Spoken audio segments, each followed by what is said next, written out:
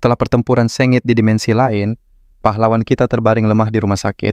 Kekuatan barunya memang bangkit, tapi staminanya terkuras habis. Dokter pun menyuruhnya istirahat total untuk pemulihan. Namun di tengah kesendiriannya, sesosok entitas gelap muncul dari bayang-bayang, membangunkannya secara paksa. Sosok itu menuntutnya menjadi lebih kuat, agar pantas menerima kekuatannya. Tentu saja Li sama sekali tidak suka dengan perintah itu. Li memutar otak untuk menyingkirkannya, tapi niatnya itu justru memancing amarah sang entitas yang muak dengan kelemahannya. Sang Raja Bayangan murka mengangkat tubuh Li dan melemparkannya begitu saja ke dalam sebuah portal misterius. Ancamannya pun jelas, jika ia gagal mencapai peringkat D, dalam 3 hari keberadaannya akan dihapus selamanya. Li kebingungan terbangun di sebuah gua asing, bukan ranjang rumah sakit yang nyaman. Seketika kenyataan pahit menyadarkannya. Dia telah terlempar ke sarang serangga di dunia lain, sebuah tempat latihan yang mematikan. Ia pun meratapi nasibnya yang selalu kejam. Dulu, orang tuanya tiada dalam sebuah kecelakaan saat bekerja di sebuah perusahaan. Bukannya mendapat kompensasi, ia malah harus menanggung utang peninggalan mereka. Tanpa pilihan, ia terpaksa mengambil pekerjaan paling berisiko, yaitu menjadi penambang di dunia lain. Saat ia mulai terbiasa, takdir kembali menghantamnya. Dalam sebuah misi, monster humanoid muncul dan membantai hampir semua penambang. Ketika monster itu meledakkan truk mereka, Li menyadari sebuah fakta krusial. Makhluk-makhluk itu takut pada api. Dengan kelemahan itu, ia memimpin para penambang yang selamat untuk melarikan diri. Mereka berlindung di sebuah gua penyimpanan dan membakar minyak untuk memblokir pintu masuk. Perusahaan dihubungi dan tim penyelamat berjanji tiba dalam 2 jam. Tapi mimpi buruk tak berhenti, baterai baju pelindung mereka mulai habis. Para penambang yang lebih kuat justru bekerja sama merampas baterai dari yang lemah dan tua demi menyelamatkan diri. Li dihajar dan ditinggalkan begitu saja, pasrah pada radiasi. Kemudian penambang lain mencoba kabur dengan truk. Tanpa sengaja ia menjatuhkan patung dari belakang yang memadamkan api pelindung di mulut gua. Seketika para monster kembali menyerbu. Salah satunya menghancurkan patung itu, lalu menangkap dan menusuk Li. Namun Li menolak untuk menyerah. Dengan sisa tenaganya ia menggigit monster itu. Saat itulah Raja Bayangan yang tersegel di patung merasuki tubuhnya. Dengan kekuatan ini, Li dengan mudah menghabisi para monster. Ia bahkan membalas para penambang pengecut itu, mengambil baterai mereka, dan memberikannya kepada beberapa yang selamat. Setelah itu, ia melangkah keluar. Memakai kekuatan dan kelincahan barunya, ia membentuk pedang bayangan dan menghabisi setiap monster yang tersisa. Namun ini semua, barulah permulaan dari apa yang menantinya jauh di dalam sarang serangga. Sesaat kemudian ia berhadapan dengan seekor kumbang karapas perisai.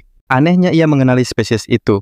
Sang bayangan menjelaskan bahwa ia telah berbagi bank pengetahuannya. Tiba-tiba kumbang itu menerjang secepat kilat. Li nyaris tak sempat menghindar dari serangan itu. Ia melihat titik buta di punggungnya dan melompat untuk menyerang.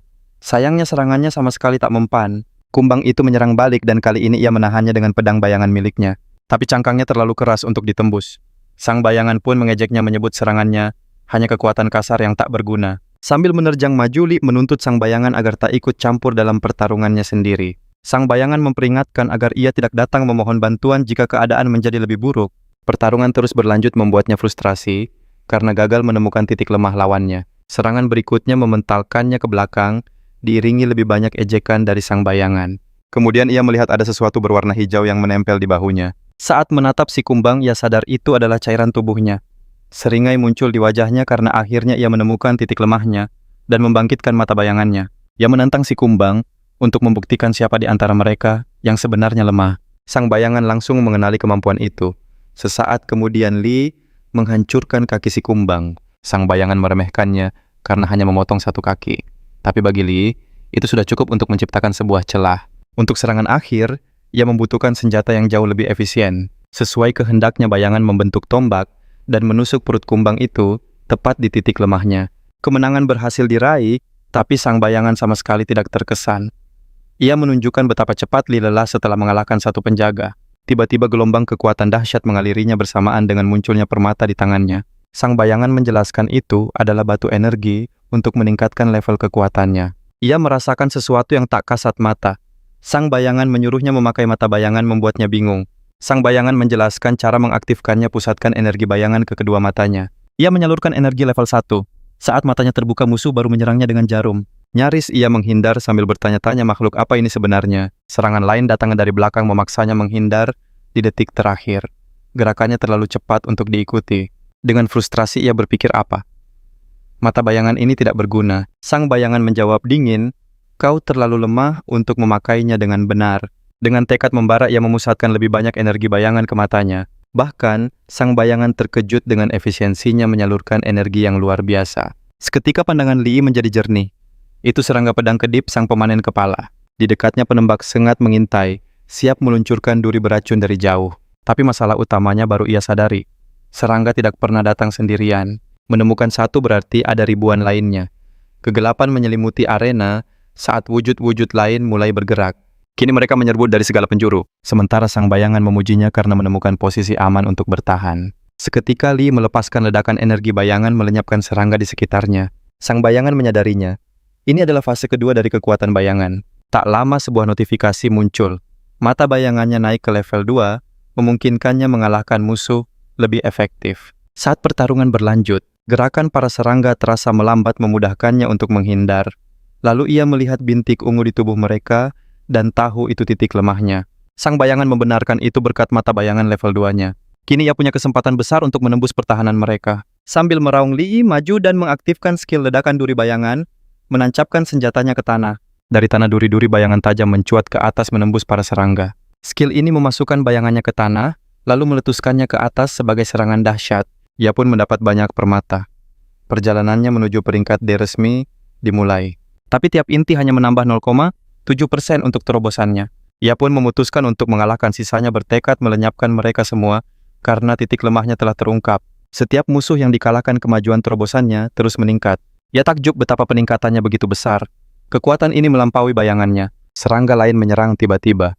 Tapi ia menghindar di detik akhir menuai pujian atas reaksi cepatnya. Li langsung mengenali lawannya seekor cacing pedang warp. Tanpa ragu ia mengubah bayangannya. Jadi cambuk mengikat serangga itu dan menariknya. Coba saja melompat lagi. Sekawanan serangga lain muncul menembakkan duri beracun ke arahnya. Ia maju dan mengubah bayangannya. Jadi puluhan cambuk melilit setiap serangga dan melenyapkan mereka semua. Melihat itu sang bayangan bergumam Li akhirnya mulai pantas dengan kekuatannya. Lagi pula mata bayangan mempertajam reaksi kekuatan dan kendalinya atas bayangan. Tapi skill itu punya harga konsumsi energi mental yang sangat besar. Penglihatan Li mulai kabur, ia mencapai batasnya. Meski begitu, ia menolak untuk menyerah. Digerakkan oleh dendam, ia terus melawan tanpa henti. Pikirannya dipenuhi oleh mereka yang telah mengkhianatinya. Kemajuan terobosannya terus naik setiap kali ia menang sementara waktu yang tersisa semakin menipis. Berdiri di antara tumpukan serangga yang dikalahkan, ia terus maju dengan tekad membara. Ia bersumpah akan membuat mereka yang bersalah padanya bertekuk lutut demi kehormatan orang tuanya. Progresnya melesat hingga 94% menuju peringkat D. Namun, waktu tersisa hanya 2 menit. Sementara itu, si bayangan menyadari kebencian Li pada manusia justru menjadi kekuatannya. Energi bayangannya ternutrisi membuatnya mendesak Li bergegas karena waktu terus berjalan. Dengan sisa waktu 7 detik, Li akhirnya memacu progres terobosannya hingga 97%.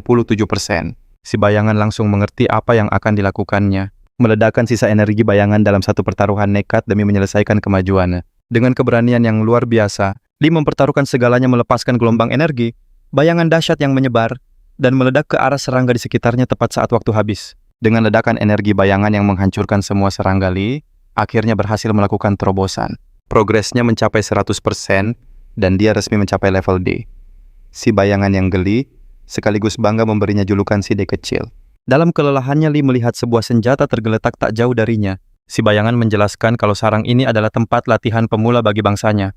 Jadi senjata itu pastilah setara level D menurut standar manusia. Tetapi saat Li melihat ukuran bilahnya, ia mendengus. Benda itu sama sekali tidak tampak seperti belati. Baginya itu adalah pedang raksasa. Ia bergumam kalau kaum bayangan pasti berukuran jumbo jika menganggap ini hanyalah belati. Si bayangan mengingatkan bahwa kekuatan bayangan sejati tidak memerlukan senjata apapun. Tapi Li yang keras kepala seperti biasa menolak untuk setuju. Sambil menyeringai, ia malah mengeluarkan beberapa belati dari bayangannya. Jelas ia lebih percaya pada keahlian dan senjatanya. Si bayangan pun penasaran apakah Li benar-benar bisa menggunakan senjata itu dengan semestinya. Li menegaskan bahwa dia tak berencana memakainya karena tujuannya adalah untuk menjual senjata itu. Maka mereka berdua pun menuju aula pendaftaran untuk tujuan tersebut. Selama evaluasi, Li terkejut saat tahu ia masih dianggap level E. Resepsionis menjelaskan tidak ada fluktuasi energi terdeteksi. Meski statistik fisiknya mengagumkan, dia menambahkan dengan nada mengejek kalau profesi Li hanya memberinya kenaikan gaji 15% di level E. Saat mereka keluar, Si bayangan menjelaskan ini terjadi karena energi bayangan tidak bisa dideteksi oleh metode manusia. Li pun merenungkan hal itu. Meski ini memberinya keuntungan, ia jadi sulit menjual peralatan secara legal. Tanpa pilihan lain, ia menuju ke pasar gelap untuk menjual senjata itu. Si bayangan yang menyukai kata gelap merasa tempat itu sangat cocok untuknya. Aura penambang pada diri Li begitu kuat sehingga orang-orang di sekitarnya langsung mengenalinya. Melihat senjata di sana, si bayangan mencibir pada keanehan manusia yang menganggap sesuatu ilahi hanya karena bertatakan permata. Lalu seorang pemilik toko yang angkuh mengusir Li, merasa seorang penambang tak pantas menyentuh senjata mereka. Li tetap tenang mengingatkannya bahwa itu bukanlah cara memperlakukan pelanggan, tetapi pria sombong itu makin mencibir yakin orang seperti Li takkan mampu membeli apapun dari tokonya. Kemudian dengan sebuah gerakan yang mengejutkan, Li menunjukkan senjatanya dan menantang agar penilai mereka dipanggil untuk mengetahui harga pedang besarnya. Namun pemilik toko beralih pada Zuo, seorang level D tingkat lanjut saat pacarnya mengeluh, kenapa dibawa ke tempat mencurigakan seperti ini. Pemilik toko itu langsung menyanjung Zuo berharap ia akan menjual barang bagus. Zuo menawarkan sebuah pedang yang akan ia jual untuk membelikan mobil bagi pacarnya. Pemilik toko memeriksanya dan memastikan itu adalah pedang raungan angin yang dapat meningkatkan kekuatan serangan penggunanya. Nilainya bahkan lebih tinggi untuk seseorang di level D. Pada saat itu, Li menoleh dan melihat Suing mantan kekasihnya yang dulu mencampakkannya karena ia bangkrut dan punya banyak utang. Kini Zuo bertanya pada Suing, apakah dia mengenal pemuda itu? Suing beralasan kalau Li mungkin penggemarnya. Zuo tidak suka Li memanggil pacarnya dengan santai sambil mengeluhkan tempat rendahan itu.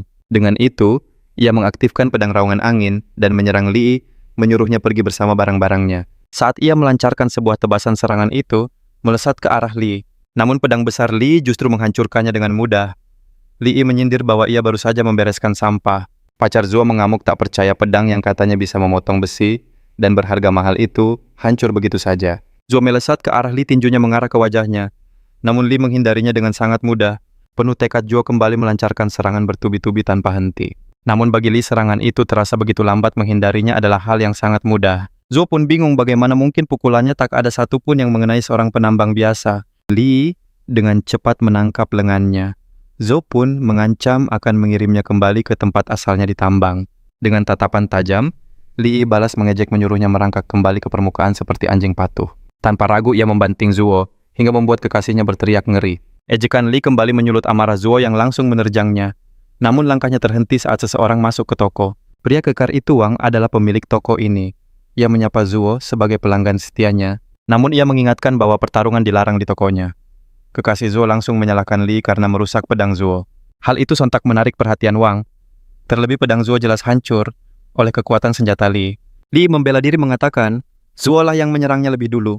Wang menoleh pada Zuo untuk meminta konfirmasi. Wang tersenyum licik, sadar pedang Li bukanlah barang biasa dan berencana untuk merebutnya. Dengan begitu, Zuo akan mendapat ganti rugi dan Wang akan mendapat keuntungan. Berpura-pura menjadi penengah, Wang meminta izin untuk memeriksa pedang itu.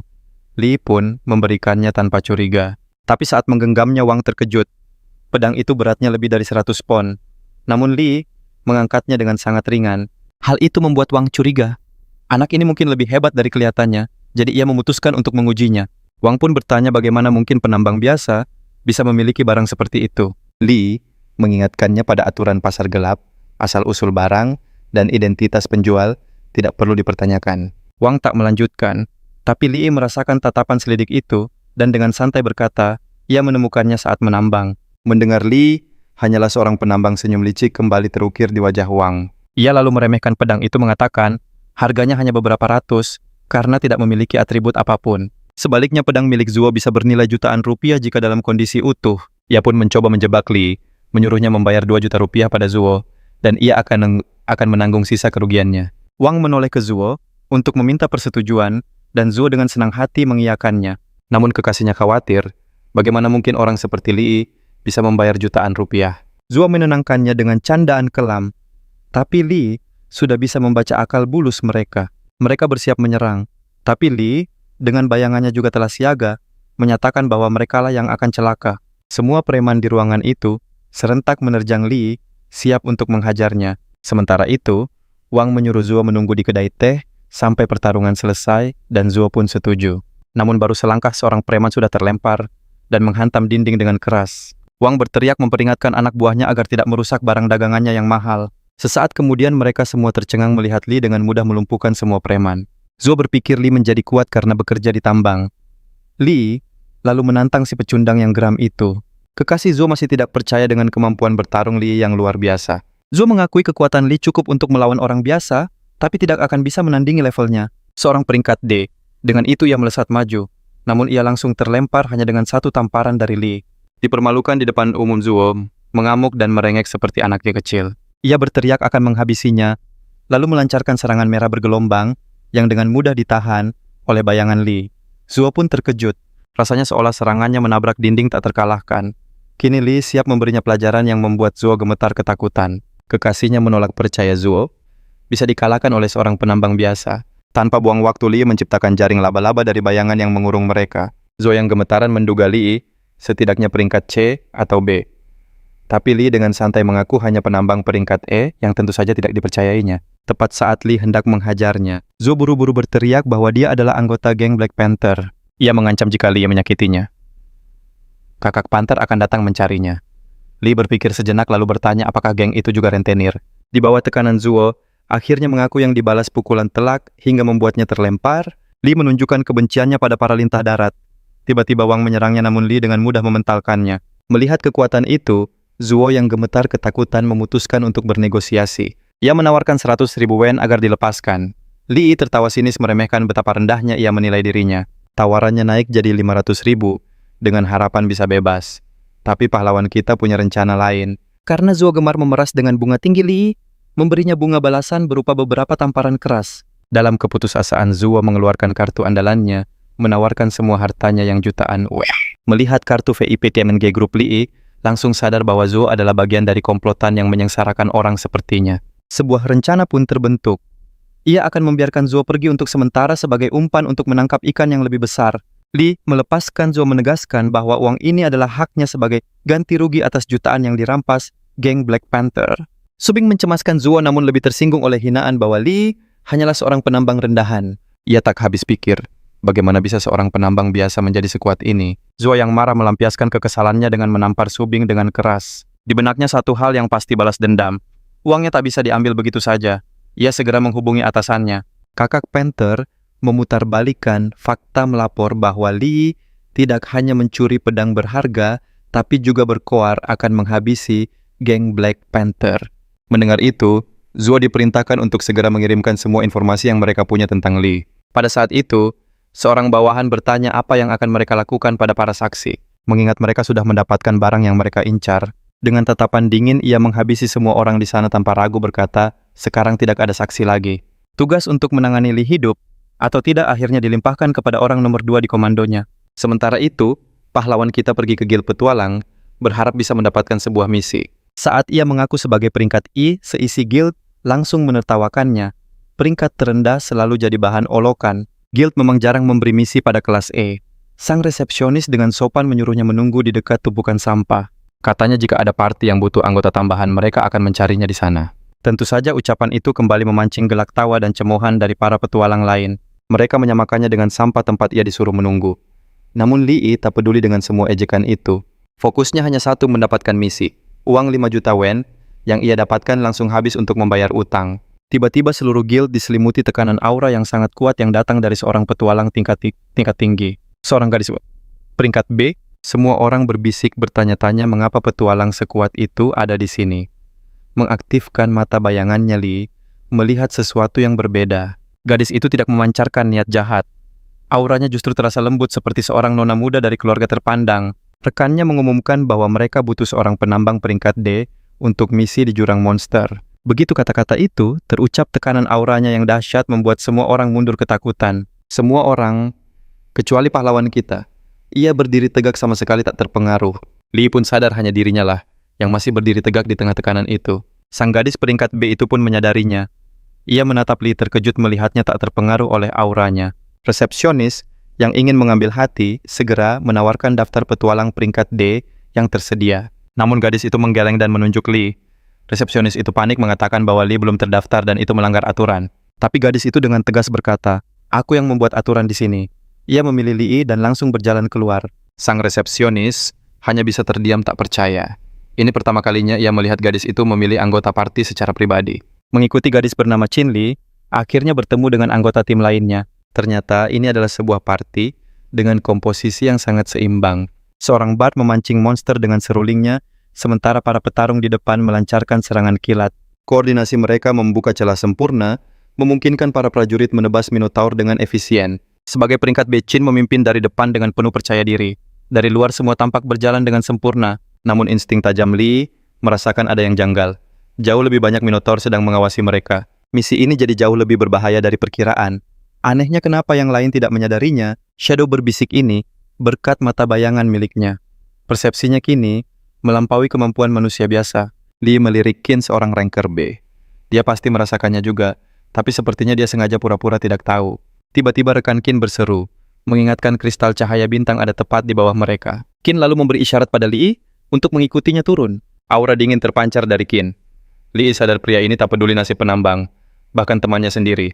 Dia hanya percaya pada kekuatannya sendiri untuk menerobos rintangan apapun di bawah sana. Seketika mereka melompat turun mendarat di hadapan Minotaur rank D yang buas. Qin maju menghunus pedang, dan Li bersiap menyaksikan pertarungan seorang ranker B. Namun hal tak terduga terjadi. Qin malah mundur ke belakang Li dan menyuruhnya maju. Li menatapnya tak percaya, mengingatkan kalau dirinya hanyalah seorang penambang. Tapi Qin terus memohon sambil mendorong Li maju. Li menegaskan, "Kau itu ranker B. Aku cuma penambang rank E. Gajiku tak sebanding jika harus mempertaruhkan nyawa untuk ini." Qin lalu menjanjikan imbalan 10.000. Demi uang Li pun setuju. Seketika aura bayangan menyelimutinya. Sebuah pedang terbentuk di tangannya. Detik berikutnya, Li sudah berhadapan dengan beberapa Minotaur rank D. Dia menangkis satu serangan saat dua lainnya menyerbu Qin, tapi dia bertekad melindunginya demi uang. Di luar dugaan Li, Qin tiba-tiba melepas kekuatan yang menghantam punggung monster itu. Seekor Minotaur melompat dari atas. Dengan sigap Li mengayunkan pedang besarnya dan mementahkan serangan itu. Qin malah menangis. "Apa monster ini benci wajahku?"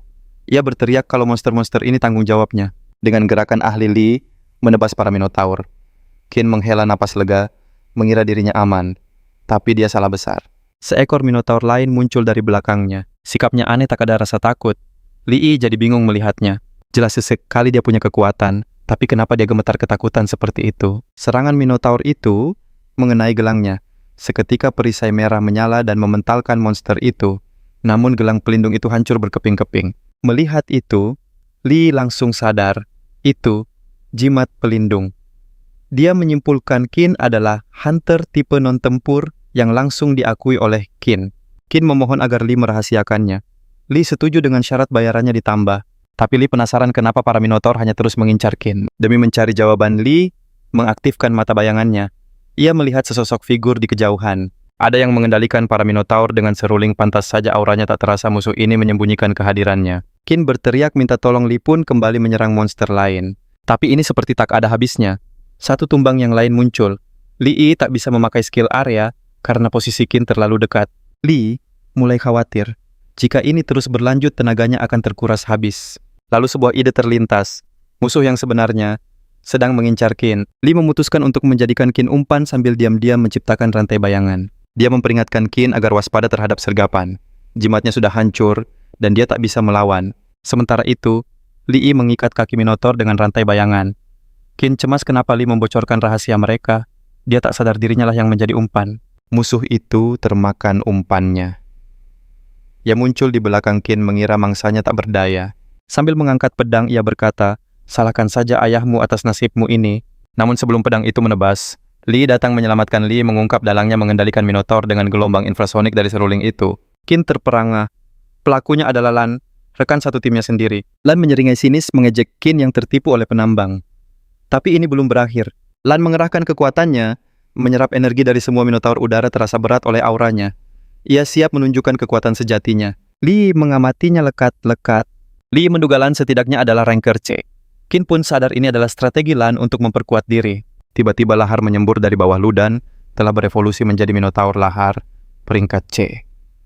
Li cemas menyadari kekuatan lawannya kini jauh melampaui dirinya. Wujud sempurna Minotaur lahar, itu berdiri menjulang lalu langsung menerjang mereka tanpa ampun.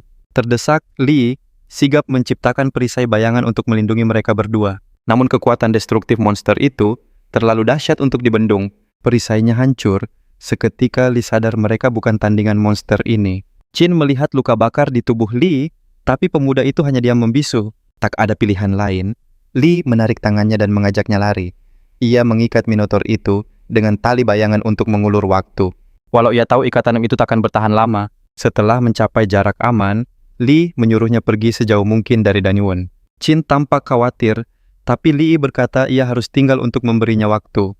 Lee menenangkannya dan berjanji akan kembali. Lagi pula ia masih punya utang 1 juta. Akhirnya Chin pun berlari menuju pintu keluar. Sementara itu, Ludan dalam wujud Minotaur mencari mereka. Dengan murka ia berteriak menanyakan di mana Qin. Pandangannya beralih ke Lee yang menghindar sambil memancingnya agar terus menyerang. Lee menyerang kaki Ludan, tapi ia terkejut karena serangannya tak meninggalkan bekas sedikit pun. Tubuhnya sekeras batu Ludan mengejek berkata, pedang takkan mempan karena ia kini adalah batu hidup. Saat mencoba melancarkan serangan dahsyat, pikiran Lee berputar cepat. Mustahil menang melawannya di lautan lahar ini. Lee pun berlari memancing Ludan ke area yang lebih terbuka. Ludan terus mencemoohnya yang melarikan diri, tapi Lee tetap fokus mencari kelemahannya. Ia mengaktifkan mata bayangan peringkat C, memindai tubuh Ludan dengan saksama. Sosok mengerikan itu menyerang lagi bertekad menghabisi Lee sebelum mengejar Qin. Serangan gegabah itu membuka celah Lee, akhirnya menemukan titik lemahnya dan melesat ke belakang Ludan, tapi gerakannya terbaca. Semburan lahar tiba-tiba melonjak menutupi titik vital tersebut. Sambil tertawa licik, Ludan menyombongkan diri tahu rencana Lee, lalu menghantamnya dengan kekuatan lahar. Lee mulai kelelahan merasakan tekanan kekuatan peringkat C yang sesungguhnya. Ludan maju untuk memberi serangan akhir. Lee memantapkan pedangnya menunggu saat yang tepat. Ludan mengejeknya karena tak lagi melarikan diri. Meski pertarungan ini terasa sia-sia, Lee terus melancarkan serangan tanpa henti. Setiap tebasan terasa percuma pada tubuh batu itu, sementara Ludan menghantamnya dengan telak, tapi kesombongan itu menciptakan celah. Lee melompat ke udara mengincar langsung titik lemahnya. Hawa panas yang luar biasa menyembur hebat dari titik yang dilindungi itu. Energi bayangannya goyah, melawan suhu 2000 derajat memaksanya mundur. Ia mendarat dengan keras mengakui kehebatan lawannya. Ludan mengakui kalau Lee memang telah menemukan kelemahannya. Tapi ia mengejeknya lagi berkata, titik itu tak terjangkau di tengah lahar panas. Lalu ia menuntut lokasi Qin. Lee menjawab dingin ia takkan pernah percaya pada pengkhianat yang menjual tuannya demi ketenaran. Mendengar itu, Ludan murka dan menyerangnya dengan membabi buta. Ludan menyerang tanpa henti sementara Lee terus menghindar. Tubuhnya bergerak murni karena insting. Menemukan celah, ia mengubah bayangannya menjadi pedang rantai dan mengayunkannya ke arah Ludan. Ludan langsung sadar. Lee tidak lagi hanya bertahan, ia mulai melakukan serangan balik. Tanpa ragu, Lee mengubah rantainya menjadi panah bertali, meluncur lurus ke titik lemah Ludan. Tapi panas yang hebat melelehkan bayangannya.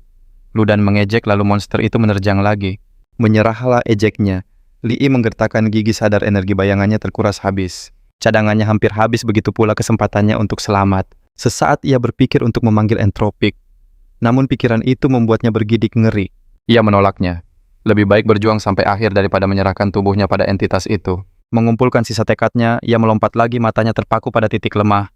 Hawa panas yang menyiksa mengancam akan melenyapkannya. Bara api lahar membakar kulitnya, tapi ia menolak menyerah. Semua demi sebuah janji dan kemenangan. Poin pengalaman yang menanti di depan mata memompa semangatnya. Tanpa ragu, ia menerobos menghunjamkan tombak bayangan ke titik lemah Ludan. Monster peringkat C itu pun meraung kesakitan di seluruh dungeon.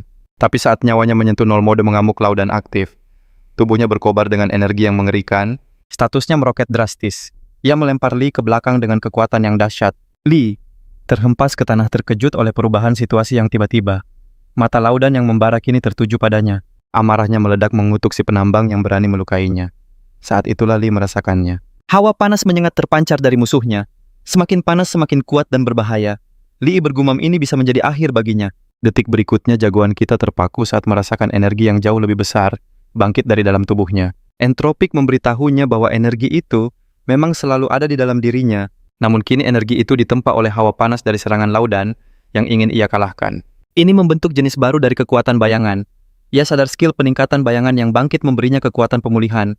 Walaupun untuk saat ini masih di tingkat pemula, Ludan juga menyadari bukan hanya jagoan kita yang pulih, tapi juga aura mengerikan yang terpancar darinya. Ia segera menyerang Lee, tak memberinya waktu untuk pulih.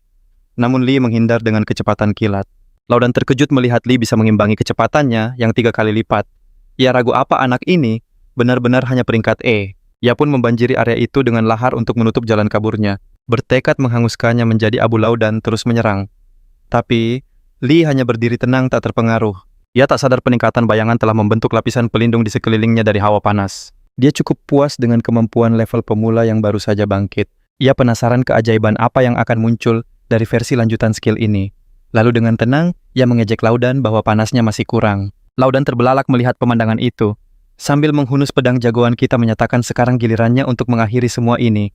Dengan sebuah raungan musuhnya pun menerjang maju. Tapi kali ini Li jauh lebih unggul. Skill peningkatan bayangannya menaikkan seluruh statusnya menjadi 200. Kini pedangnya mampu menembus tubuh batu musuhnya. Setelah kehilangan lengan, ia menyerang Li lagi. Tapi kali ini jagoan kita sudah siap dengan pedang di kedua tangan. Ia tak percaya peningkatan bayangannya memberinya kekuatan untuk melancarkan serangan jarak jauh. Ia mengirim tebasan lain ke arah Laudan merusak tubuhnya. Tapi lahar memberi Laudan keuntungan membuatnya bisa meregenerasi lengannya yang hilang. Mendengarnya menyombongkan regenerasi tanpa batas, Li menunjukkan bahwa energinya terus berkurang. Mengangkat senjatanya Laudan menantangnya untuk terus menyerang jika berani.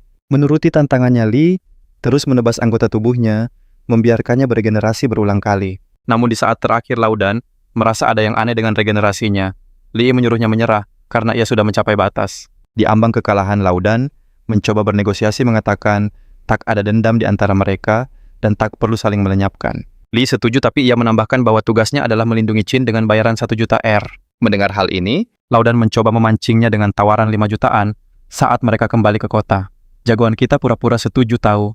Ini hanyalah taktik Laudan. Laudan bersikeras. Dia bukanlah pengkhianat, tapi Li mengingatkannya bahwa tindakannya menargetkan Putri Qin Shaosang sudah cukup bukti. Terlebih lagi Li akan mendapat imbalan besar karena telah menyelamatkannya dan menyerahkan pelakunya. Mendengar itu, Laudan lebih memilih lenyap daripada tertangkap karena tahu keluarganya akan dalam bahaya.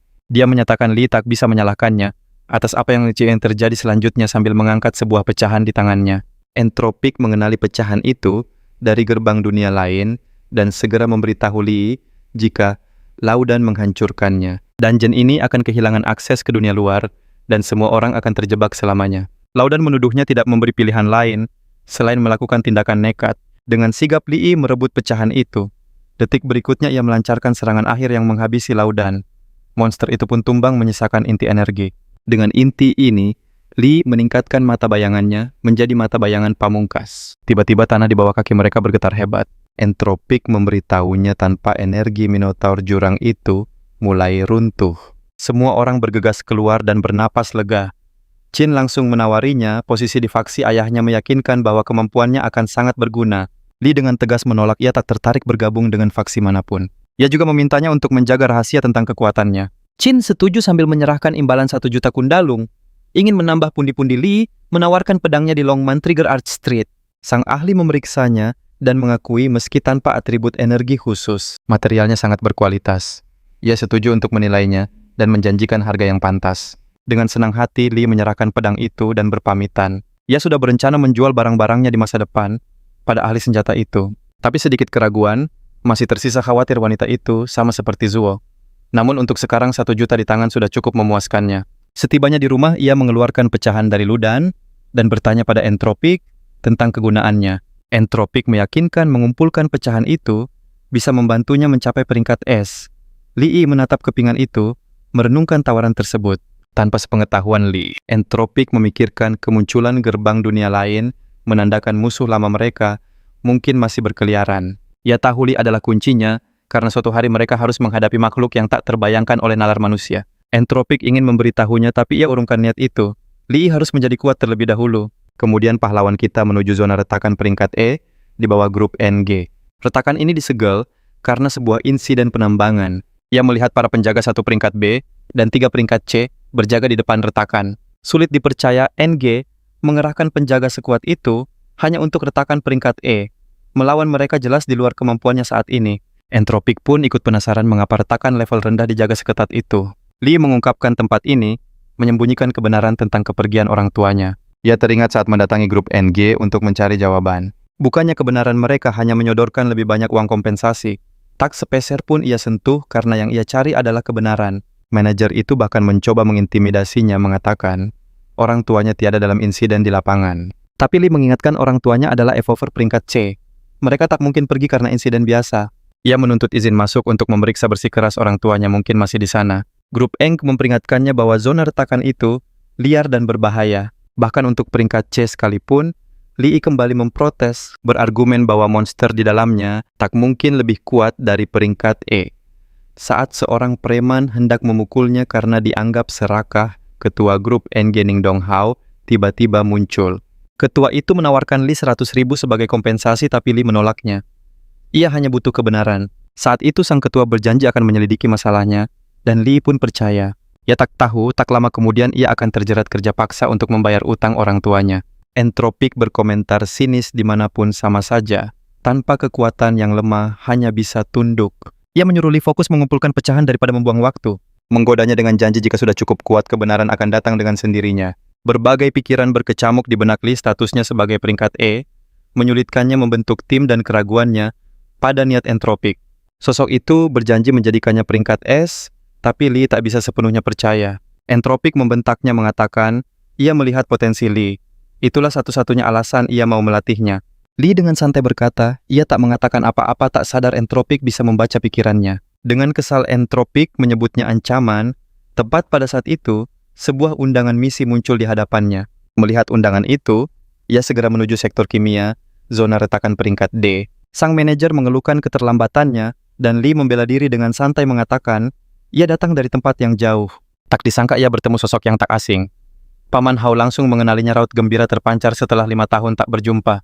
Di sisi lain, para petarung peringkat C lainnya tampak kesal, menggerutu karena harus menunggu seorang penambang biasa. Sang manajer menjelaskan bahwa misi ini memang soal menambang sebuah tugas yang tak pantas bagi petarung tingkat lanjut. Salah satu petarung yang tak sabar langsung menuntut penjelasan rinci mengenai misi ini.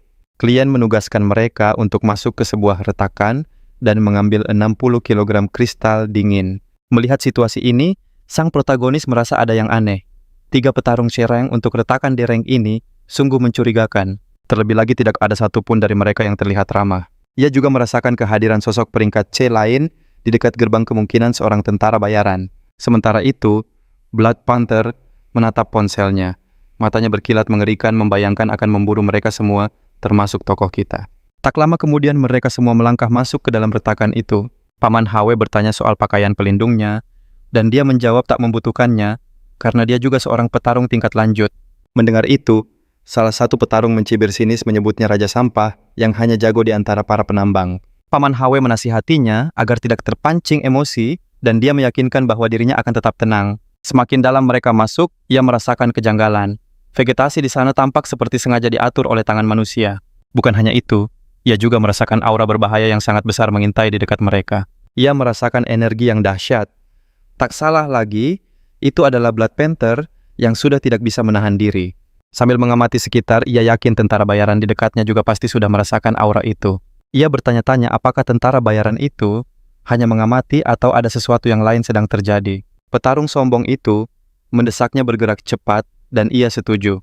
Tapi, sang protagonis punya rencana lain untuk memanfaatkan situasi ini. Ia memberi isyarat pada Paman Hwe, lalu melesat maju dengan kecepatan luar biasa, membuat yang lain kebingungan. Salah satu dari mereka mencoba untuk menghentikannya, tapi rekannya menahan, memperingatkan bahwa ia akan menghadapi bahaya itu sendirian jika nekat.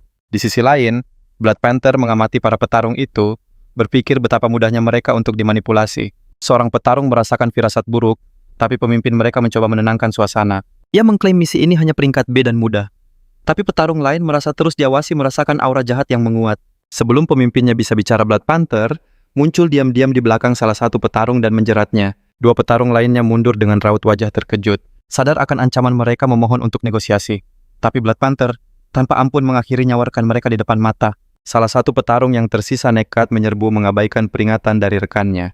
Tubuhnya langsung terjerat benang Blood Panther dan lenyap seketika diiringi ejekan dari sang musuh. Sosok bengis itu menyuruh petarung terakhir untuk lari.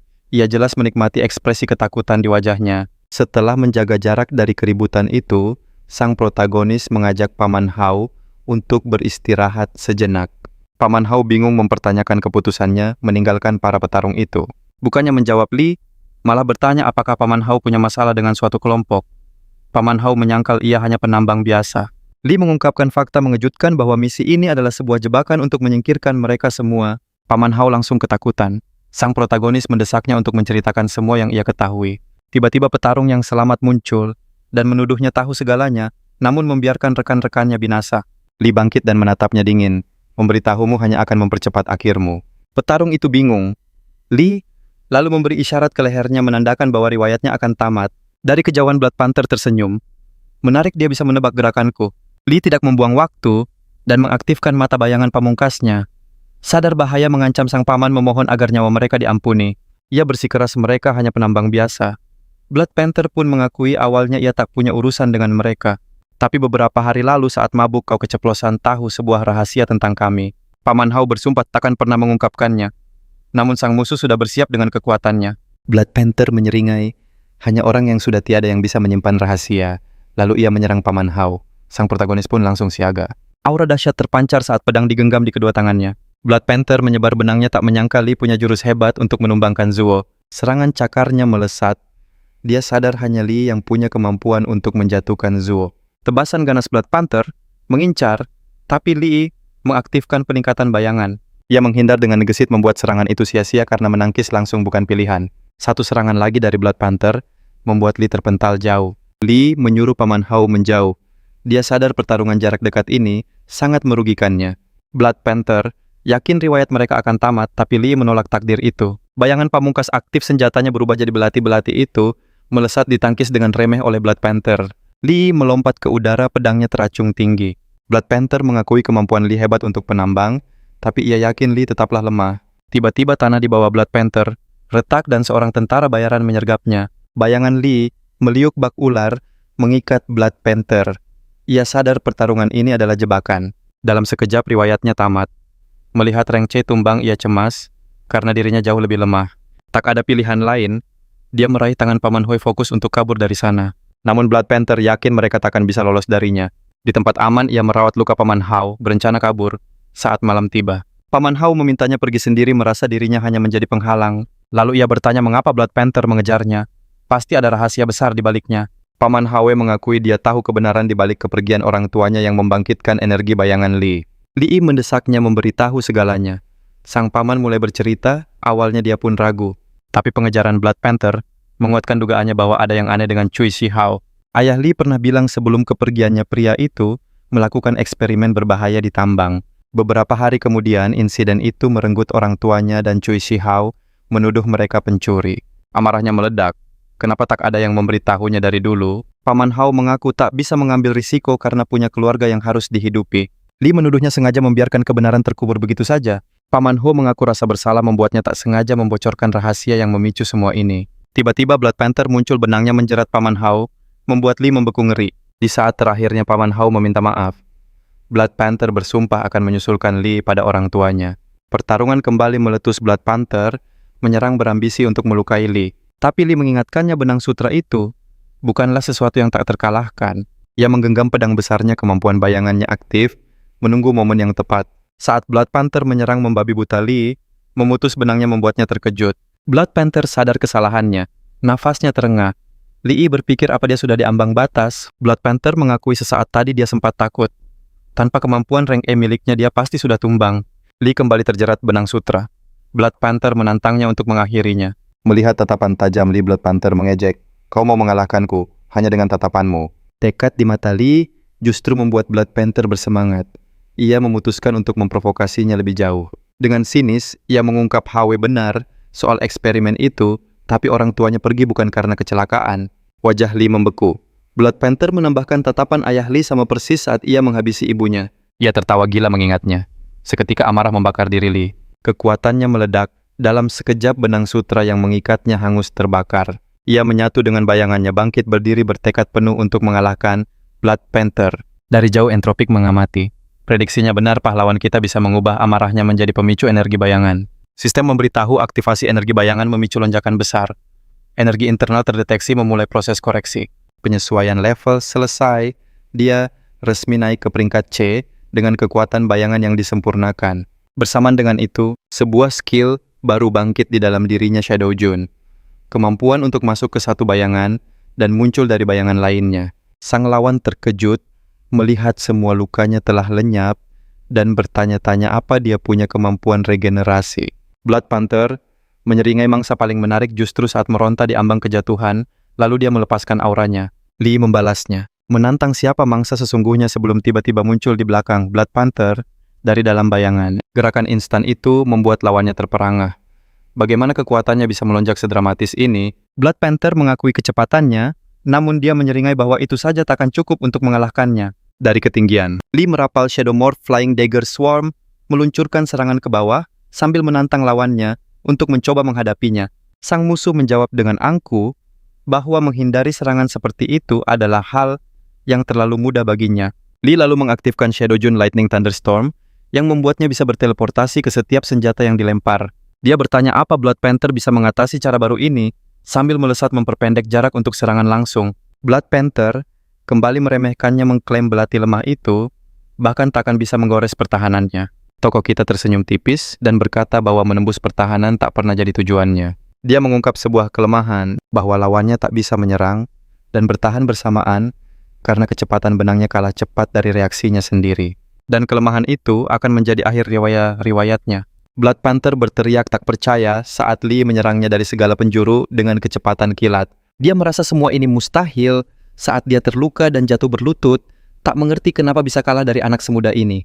Tokoh kita berdiri menjulang di hadapannya, menuntut kebenaran tentang insiden tambang bertahun-tahun silam, dengan ujung belati menempel di kepala Blood Panther. Pria itu mulai bicara soal ibunya, namun kesabaran Lee habis sebelum dia selesai bicara. Sebuah tebasan cepat lengan Blood Panther terlepas membuatnya menjerit kesakitan. Lee memperingatkan bahwa kesabarannya ada batasnya dan menuntut jawaban cepat. Blood Panther akhirnya mengungkap bahwa Cui Shihao adalah dalangnya dan ayah Lee telah menemukan eksperimen rahasia Cui. Karena takut terbongkar, Cui menyingkirkan kedua orang tuanya dan merekayasa insiden tambang untuk menutupinya. Mata Lee terbelalak saat dia mencerna kebenaran yang begitu mengejutkan itu. Blood Panther melanjutkan menanyakan apakah pengetahuan soal grup Enggi membuatnya takut dan menyarankannya untuk menyerah saja. Tokoh kita tak menjawab, dia langsung berbalik dan pergi. Dia bersumpah tak seorang pun yang bertanggung jawab atas nasib orang tuanya akan lolos dari pembalasannya. Malamnya di markas grup Enggi, Lee bersembunyi dan mengamati Cui Xiu dalam diam saat dia diantar ke mobilnya. Entropik mengingatkan Lee bahwa walau sudah mencapai peringkat C, dia harus menghindari tindakan gegabah karena seharusnya dia bisa merasakan kehadiran petarung peringkat A di dekatnya. Dia mengakui bahwa dia tahu soal kehadiran Ning Donghao, pimpinan grup NG sekaligus petarung peringkat A yang juga berada di dalam mobil yang sama. Dia meyakinkan bayangannya bahwa dia tidak akan bertindak sembrono dan menyerang Cui sekarang. Lee melayang di atas berpikir bahwa dia tak bisa sepenuhnya percaya pada ucapan Blood Panther tanpa bukti lebih. Dia harus memastikan apakah ini ulah Cui sendiri atau seluruh grup NG terlibat dalam konspirasi ini. Tokoh kita berharap Ning lebih baik tidak terlibat, karena tak peduli status peringkat A-nya, sebuah utang harus dibayar lunas. Sistem pun menampilkan statusnya saat ini. Peringkat C, dengan kemampuan pengetahuan dasar bayangan, Shadow Morph Unlimited Mata Bayangan Peningkatan Bayangan Tingkat 2, dan Shadow June. Dalam keheningan dia terus mengikuti mobil itu, hingga akhirnya kendaraan tersebut berhenti.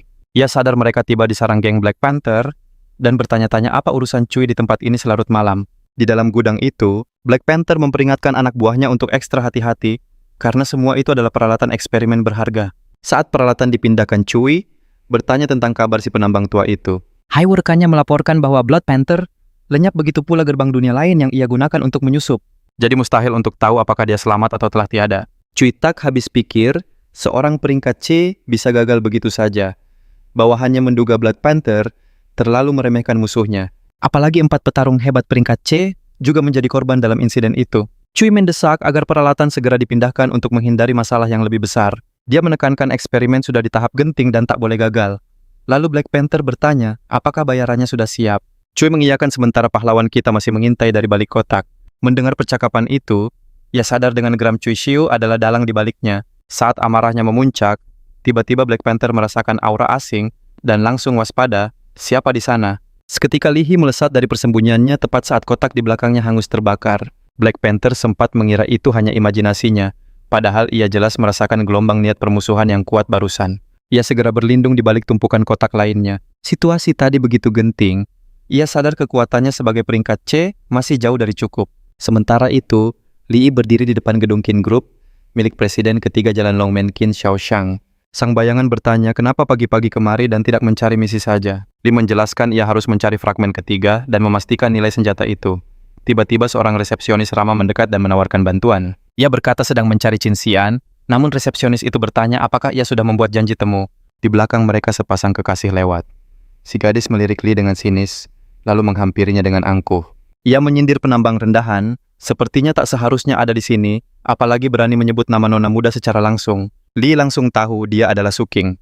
Pria di sampingnya menambahkan orang miskin ini membuat udara jadi kotor, dan heran kenapa tak ada yang mengusirnya. Sikap sombong mereka membuat Lee kesal. Jadi begini keramahan jalan ketiga, tanyanya sinis. Gadis itu membalas sinis keramahan, hanya untuk tamu bukan gembel. Ia menambahkan Lee bahkan tak pantas jadi anjing pelayan mereka. Lee berpikir jika semua keluarga Chin, sesombong ini sepertinya tak ada gunanya lagi. Ia menemui Chin Xian. Lee pun memutuskan untuk pergi dari sana. Akan tetapi, gadis itu menghalangi jalannya dan berkata, ia tak bisa pergi semudah itu. Pria itu memerintahkan pengawalnya untuk menghajarnya, dan mereka semua langsung menyerbu ke arah Lee. Lee mengaktifkan lompatan bayangan melumpuhkan semua penjaga, lalu mencengkeram dan mengangkat leher Chin. Gadis itu panik dan mengancam Lee agar melepaskan tuan muda atau akan berurusan dengan keluarga Chin.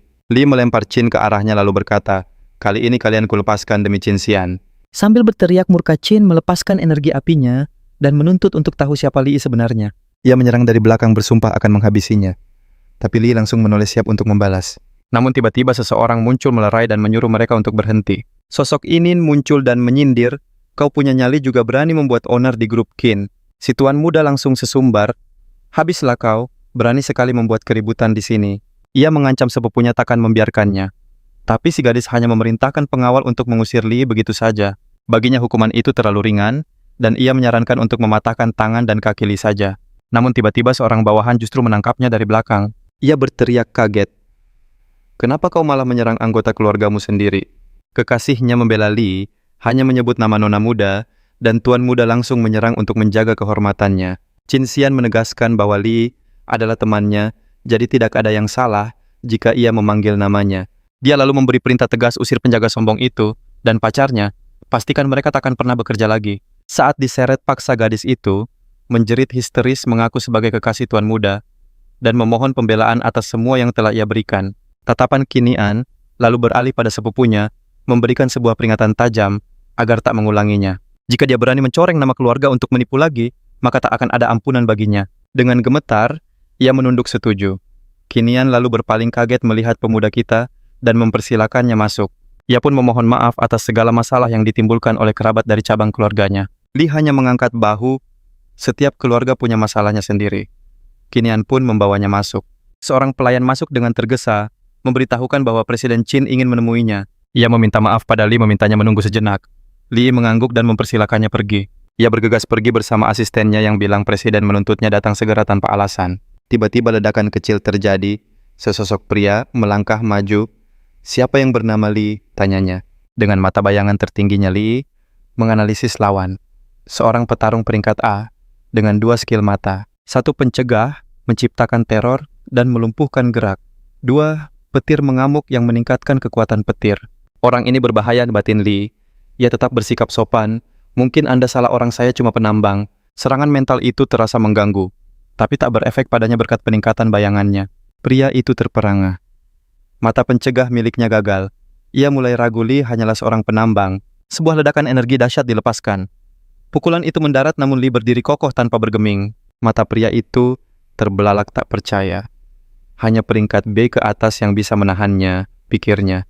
Mengaku apa tujuanmu pura-pura jadi penambang dan mendekati Chin Xian, tuntutnya. Tepat saat itu, Xian muncul dan langsung menjewer telinga pria itu. Beraninya kau mengganggu temanku, bentaknya sambil menyeretnya. Suara Qin Xiaoxiang melunak. Hargai ayah di depan tamu, pintanya pada putrinya. Rasa hormat harus didapatkan. Balasnya sengit. Jangan pernah kau sentuh temanku lagi. Lee langsung sadar. Jadi dia Qin Xiaoxiang penguasa jalan Longman ketiga. Ia kembali menghampiri Lee. Maafkan sikap ayahku ya. Dia selalu protektif, jelasnya. Wajar jika seorang ayah cemas, balas Lee dengan tenang. Xian pun mengajaknya kembali ke dalam. Xian berkomentar, kau seperti sudah kenal ayahku. Lee hanya menjawab, siapa yang tidak kenal beliau? Dari luar jendela Qin Xiaoxiang mengamati. Anak itu, dia pasti mengincar putriku, pikirnya. Setelah susah payah membesarkannya, takkan ia rela putrinya diambil orang lain begitu saja. Karena ayahnya bergumam terlalu keras, Xian jadi frustrasi. Pergi sana, usirnya lalu duduk di seberang Lee. Ia menyerahkan kartu berisi jutaan rupiah. Bahan pedangmu spesial. Klien akan putuskan harga akhir setelah penilaian, jelasnya. Tidak apa-apa, jawab Lee, tapi aku datang ke sini untuk hal lain. Lee menunjukkan sebuah pecahan misterius. Kau tahu di mana aku bisa mendapatkan lebih banyak benda ini? Ia mengamatinya, fragmen aneh dari dimensi lain. Dulu mudah ditemukan, tapi seseorang membeli semuanya beberapa tahun terakhir. Itu membuatnya jadi sangat langka. Coba periksa pelelangan di Jalan Longman ketiga, mungkin kau menemukannya di sana. Lee pun berterima kasih atas petunjuk berharga itu. Tiba-tiba Entropik berbisik. Mungkinkah ini terkait dengan mereka yang kita temui sebelumnya? Jadi ada seseorang yang sengaja mengumpulkan semua fragmen ini. Di lokasi lain seorang bawahan melapor, target kita, Lee penambang usia 20 tahun, baru terdaftar sebagai Ascendant peringkat E. Tak ada energi khusus terdeteksi darinya selama ini, dia dianggap orang biasa saja. Pria itu Presiden Chin berpikir keras. Naik dari peringkat E ke C dalam waktu singkat ini sangat mencurigakan. Entah dia menyembunyikan kekuatannya atau sesuatu yang luar biasa baru saja terjadi padanya. Namun sebelum ia sempat berpikir lebih jauh, teleponnya tiba-tiba berdering. Saat diangkat ia mengenali suara kenalan lama. Huo langsung bertanya soal pedang besar dari putrinya. Aku tidak yakin, jawab Presiden. Kenapa begitu mendesak? Tanyanya penasaran. Cek sekarang juga. Desak Huo. Berapapun jumlahnya akan kubeli semuanya. Presiden terkekeh minat dari rubah tua sepertinya menandakan ada sesuatu yang lebih besar. Otak memberi rincian hanya menyebut material pedang itu akan memperkuat seluruh pasukan mereka. Pikiran itu terus menghantuinya. Kekuatan Lee begitu misterius, latar belakangnya buram, bahkan senjatanya luar biasa. Segalanya tentang dia adalah teka-teki. Di tempat lain Lee juga sedang tenggelam dalam lamunannya sendiri. Dikelilingi tumpukan material, ia curiga ada fragmen tersembunyi di antara semua ini. Saat melamun, pasangan menyebalkan itu kembali muncul. Mantan pacarnya yang serakah tampak bermanja pada Zuo. Gadis itu menjelaskan ia tak lagi berhubungan dengan Chineng, bahkan keluar kerja demi menghindarinya. Zuo menariknya mendekat, berjanji akan menjaganya mulai sekarang. Wanita itu meleleh dalam pelukannya memuji kebaikan Zuo. Zuo tersenyum bangga, tapi matanya melirik sinis ke arah penambang kita. Heran Blood Panther. Belum bertindak, Zuo maju dan bertanya bagaimana penambang biasa bisa masuk.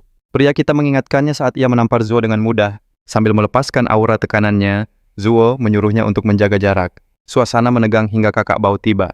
Ia mengejek Zuo sebagai aib Black Panther, lalu menatap tajam pria kita. Menurutnya menampar anak buahnya sama saja dengan menghina seluruh geng. Tangannya menekan pundak pria kita, Bau menyuruhnya berlutut. Kekuatannya sampai membuat tanah retak. Dia tak bergeming menjawab kalau itu hanya akan terjadi dalam mimpi Bau. Mata Bau menyipit kaget, tak menyangka pemuda di depannya setangguh ini. Zuo menggeram menyebutnya penambang tak berguna. Tiba-tiba Qin Xian datang bersama anak buahnya. Ia maju mengingatkan ini adalah area gerbang naga. Mereka diterima jika datang untuk berbelanja. Tapi jika membuat onar, ia tidak akan tinggal diam. Kata-kata itu membuat Bau berpikir ulang. Ia mundur menunda masalah ini. Anak buahnya diperintahkan pergi ke tempat lelang. Setelah semua tenang, Qin Xian menanyakan keadaannya.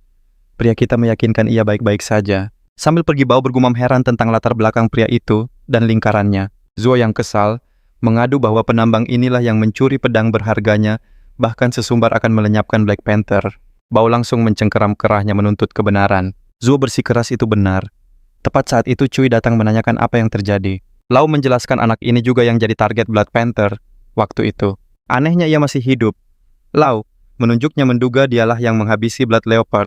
Zuo cepat-cepat membantah mana mungkin rank E lemah bisa mengalahkan orang nomor 2 mereka. Sementara itu, pria kita mengamati Cui dengan seksama. Cui juga memperhatikannya, teringat pada anak lemah yang dulu ia kenal. Bagaimana bisa ia terlibat dengan Taya Chai? Pria kita menanyakan alasannya datang. Cui menjelaskan ayahnya tiba-tiba ingin bertemu dengannya. Ia juga meyakinkan semua akan aman selama dirinya ada di sana. Cui melihat mereka tak menyangka akan bertemu pria kita di sini. Ia pun berjalan melewatinya. Lalu menjelaskan ia hanya penambang yang membayar utang, mustahil bisa bergaul dengan petinggi grup Enggi. Cui mengaku keputusan kasus orang tuanya datang dari atasan. Ia ingin membantu tapi tak berdaya. Pria kita hanya mendengarkan saat Cui mencoba lepas tangan dari tanggung jawab. Pria kita juga memperingatkan kalau ia tahu kebenarannya. Berkat informasi Paman Hao Bao, ikut campur dan bersikeras memberinya pelajaran. Tapi Cui menghentikannya ini, wilayah Qin Shaosang bentrokan terbuka akan jadi masalah. Namun dia harus ditangani diam-diam. Bao langsung setuju, berjanji akan segera mengaturnya dengan senyum licik. Sembari menunggu ia membawanya menemui ayahnya sebelum lelang dibuka. Gema pengumuman memenuhi aula. Dia menyuruhnya bicara dengan sang ayah, selagi ia mengawasi lelang dan akan memberinya isyarat. Ia berterima kasih, lalu melangkah maju sambil waspada mengamati kerumunan. Di dalam sang presiden membahas senjata pesanannya dan menanyakan apa masih ada stok. Ia bahkan menawarkan bayaran fantastis untuk mendapatkan semuanya. Tokoh kita sadar presiden sangat menginginkan senjata klan Entropik itu, karena itu ia memutuskan menahan beberapa stok. Sebab memamerkan banyak barang langka hanya akan menarik bahaya dan merusak harga pasaran. Dengan tenang ia mengaku hanya menemukan satu secara kebetulan, dan kini tersisa 2 buah lagi. Penawaran pun dimulai. Juru lelang menyebutkan lot dan harga pembuka membuat aula jadi riuh. Jantung tokoh kita berdebar kencang saat sebuah fragmen muncul di atas panggung.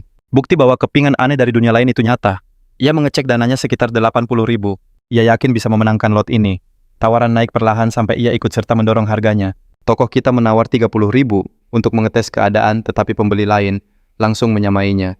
Para pemimpin geng berbisik mengenali si penantang itu sebagai sumber masalah. Salah satunya menaikkan tawaran membuat suasana tegang. Tokoh kita membalas dengan 60.000, mencoba menekan yang lain. Kaosong mengerutkan dahi memperingatkan bahwa harganya sudah di luar kendali.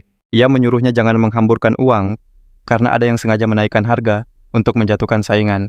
Tokoh kita merasa kesal dengan trik murahan seperti itu.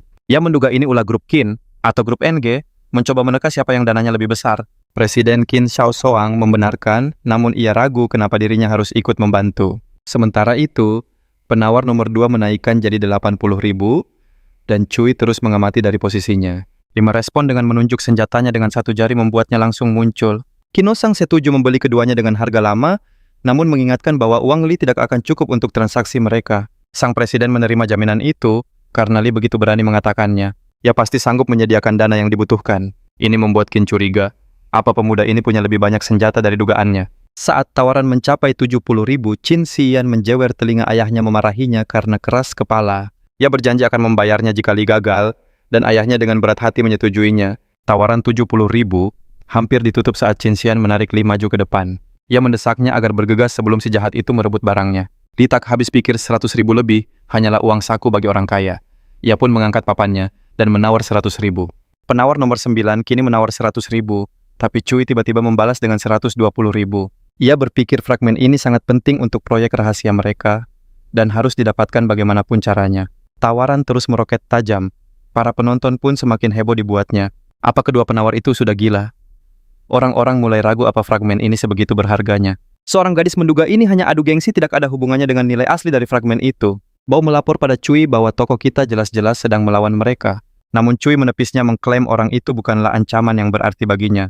Lalu ia melontarkan tawaran mengejutkan 1 juta, membuat seisi aula lelang terdiam. Qian sadar Cui sedang memprovokasi sementara Li merasa ada sesuatu yang janggal.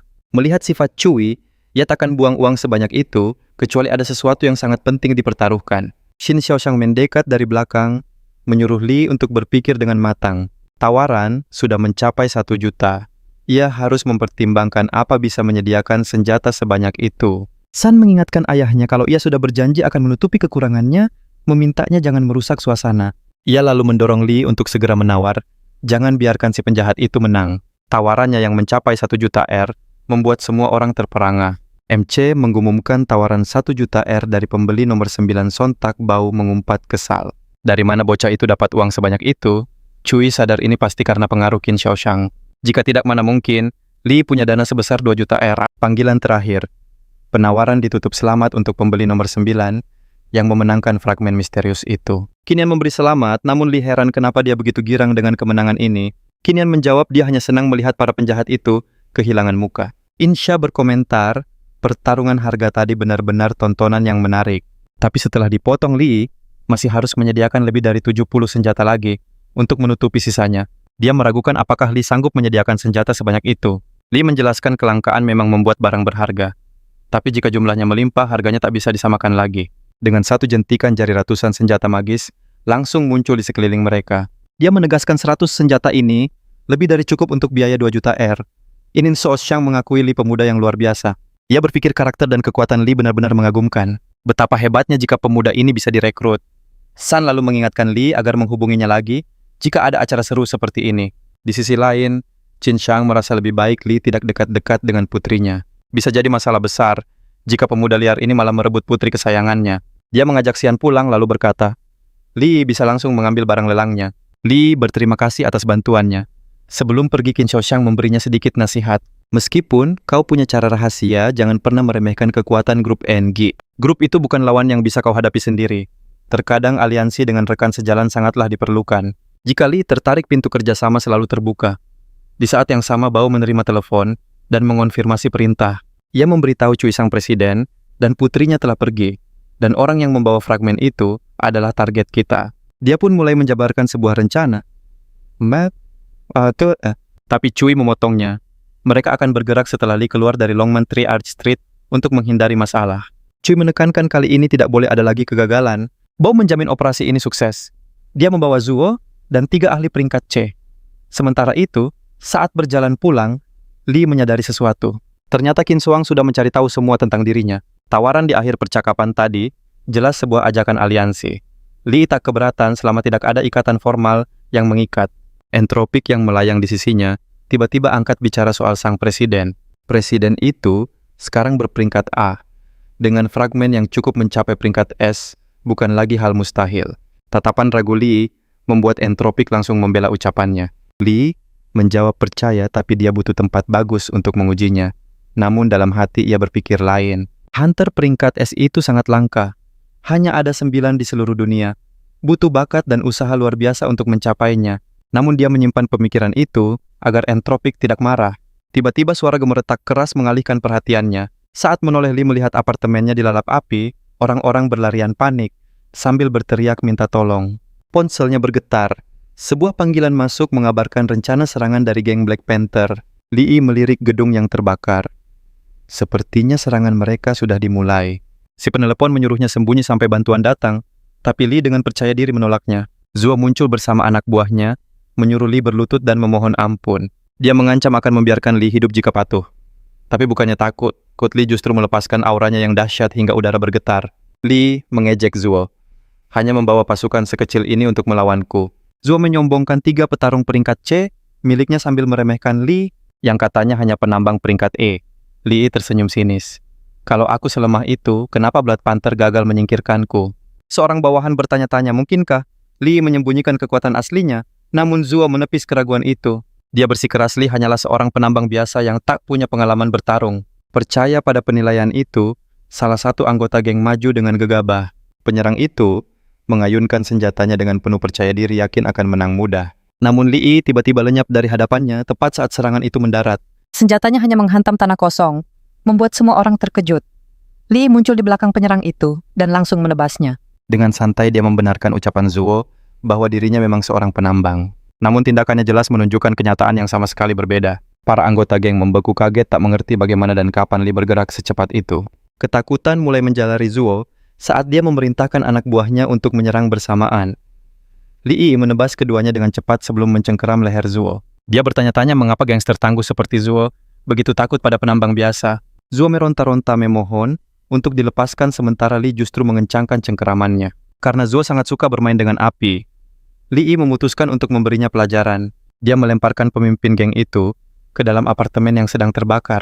Saat Zuo terlempar ke kobaran api, dia meneriakkan ancaman bahwa Presiden Cui dan kakak Panther akan membalaskan dendamnya. Api dengan cepat menjalar di pakaiannya. Lee dengan tenang berjanji akan segera mengirim mereka berdua untuk menyusul Zuo. Insan bergegas menghampiri Lee, memeriksa apakah dia terluka dalam pertarungan. Dia menepis kekhawatirannya, menjelaskan bahwa menghadapi orang-orang seperti itu hanyalah masalah sepele. Insan bertanya rencana selanjutnya, dan Lee memastikan akan balas menyerang karena mereka yang memulai. Insan menawarkan bantuannya yang mengejutkan Lee. Saat ditanya alasannya, dia mengaku sudah lama kesal dengan geng Black Panther. Serangan mereka pada temannya sudah kelewatan, apalagi karena Lee adalah salah satu teman dekatnya. Pipinya sedikit merona saat mengakui hal itu. Lee langsung menerima persahabatan dan kerjasamanya. Mereka sepakat untuk menargetkan geng Black Panther terlebih dahulu sebelum menghadapi ancaman yang lebih besar. Insan membawanya ke sebuah rumah menjelaskan bahwa tempat itu sebagian besar kosong dan dia bisa memilih kamar manapun. Lee segera menunjuk satu kamar, tetapi Insan dengan cepat menghentikannya masuk ke ruangan itu. Ternyata, kamar itu dipenuhi dengan berbagai aksesori dan dekorasi feminin yang membuatnya terlihat berantakan. Lee berkomentar betapa feminin semua barang di dalamnya. Meskipun ruangan itu terasa damai, dia heran orang seperti Insan menyukai hal-hal semacam itu, mengingat statusnya sebagai pewaris perusahaan Qin. Insan menjawab bahwa memiliki barang-barang seperti itu adalah hal yang normal bagi gadis manapun. Komentar Lee berikutnya benar-benar membuatnya lengah. Dia berkata bahwa Insan terlihat jauh lebih menarik saat tidak bersikap dingin. Kata menarik terus terngiang di benaknya, tak ada yang pernah berkata begitu padanya. Insan mencoba mendekatinya dari belakang untuk memberi kejutan, tapi dengan santai Lee menangkap lengannya sambil terus tertawa kecil. Saat Insan bilang lapar, Li tiba-tiba memunculkan berbagai bahan makanan dan berkata, persediaan darurat ini seharusnya cukup. Rasa penasarannya memuncak bertanya-tanya dari mana semua barang ini berasal. Mengingat dia juga mengeluarkan senjata saat lelang, Insan yakin itu adalah sihir, dan dengan semangat meminta Li untuk mengajarinya. Namun Li menyarankannya untuk pulang lebih dulu, meskipun Insan bertanya-tanya ada apa. Sementara itu, di luar rumah ayah Insan menatap mereka dengan penuh amarah. Dia bertanya-tanya sihir apa yang telah digunakan pemuda itu pada putri kesayangannya. Hubungan mereka yang berkembang cepat, dan fakta putrinya kini tinggal di tempat yang tak bisa dia masuki sangat mengganggunya. Dia menyadari putrinya tidak pernah mengobrol sebahagia itu dengannya akhir-akhir ini. Dan pikiran tentang seorang pria dan wanita berduaan di malam hari membuatnya merasa sangat tidak nyaman. Li merasakan kemarahan ayah Insan dan memperingatkannya untuk segera pulang karena ayahnya bisa saja benar-benar melukainya. Malamnya di rumah Li menjelaskan bahwa lokasi mereka berada di dalam wilayah Dragon Gate Street. Hal ini memastikan keamanan mereka dari pengunjung yang tidak diinginkan. 3 fragmen misterius kini ada di tangannya. 1 dari Minotaur Lava, 1 dari Blood Panther, dan yang terakhir dari sebuah lelang.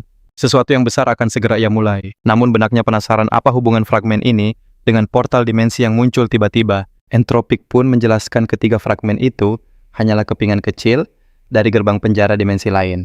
Semua portal di dunia mereka terhubung pada kepingan ini.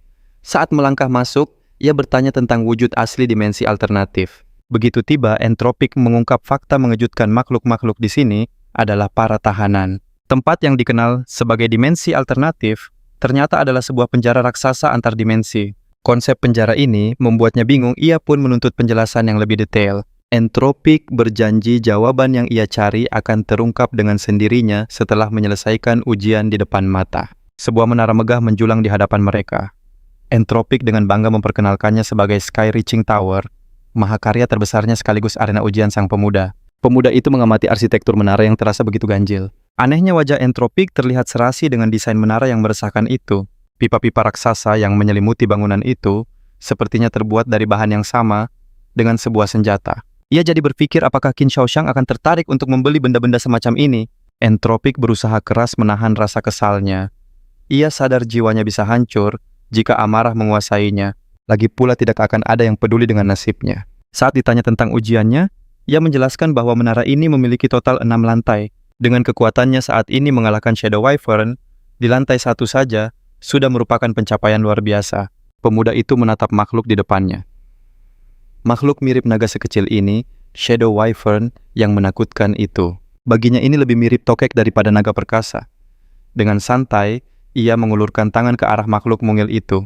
Menyerang makhluk sekecil ini, rasanya seperti menindas yang lemah, ujarnya. Entropic hanya menyuruhnya tertawa selagi bisa. Ia memperingatkan bahwa kesenangannya tak akan lama. Pemuda kita malah menyebutnya si kecil yang lucu, sambil menatap matanya.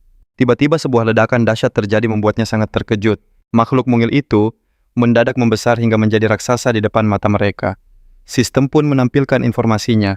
Shadow Wyvern peringkat C dengan kemampuan peningkat bayangan yang menaikkan ukuran kecepatan dan kekuatannya sebesar 600%. Li sadar peningkatannya 3 kali lipat lebih besar dari kemampuan bayangannya sendiri. Walau miliknya terasa seperti tiruan murahan, Entropic menjelaskan bahwa kekuatan alami peliharaannya jauh lebih unggul. Saat naga itu mendekat, ia menolak untuk mengakui kelemahan yang dituduhkan padanya. Ia melompat ke atas menyadari bahwa tubuh yang lebih besar memiliki lebih banyak titik buta untuk diserang.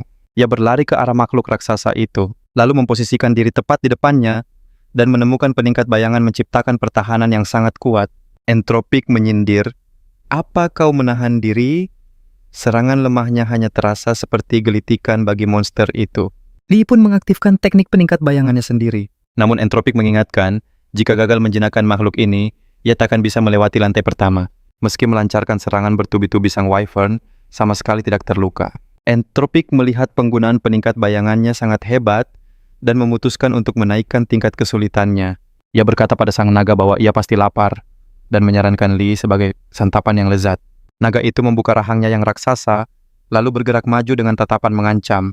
Li tidak sempat berpikir, ia refleks menghindar dari terkaman rahang tajam itu.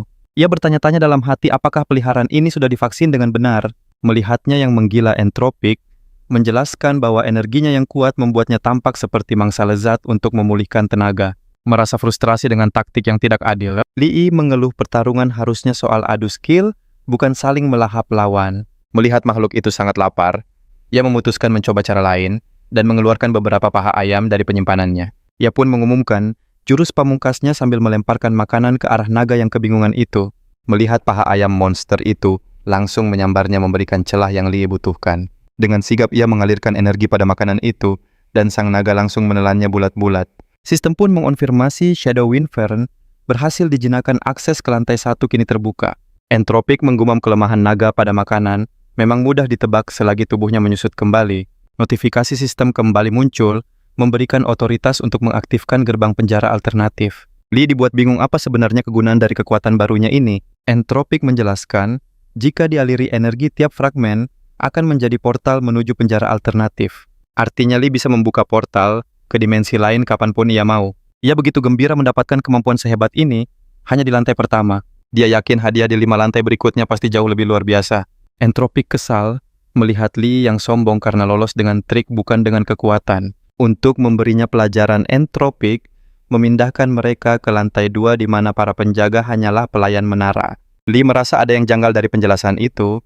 Ia cemas akan bertemu monster penipu lagi. Sebuah portal membawa mereka naik. Lee berpikir monster lantai 1 saja peringkat C, lantai 2 tak mungkin mudah. Entropik menantangnya untuk melihat sendiri.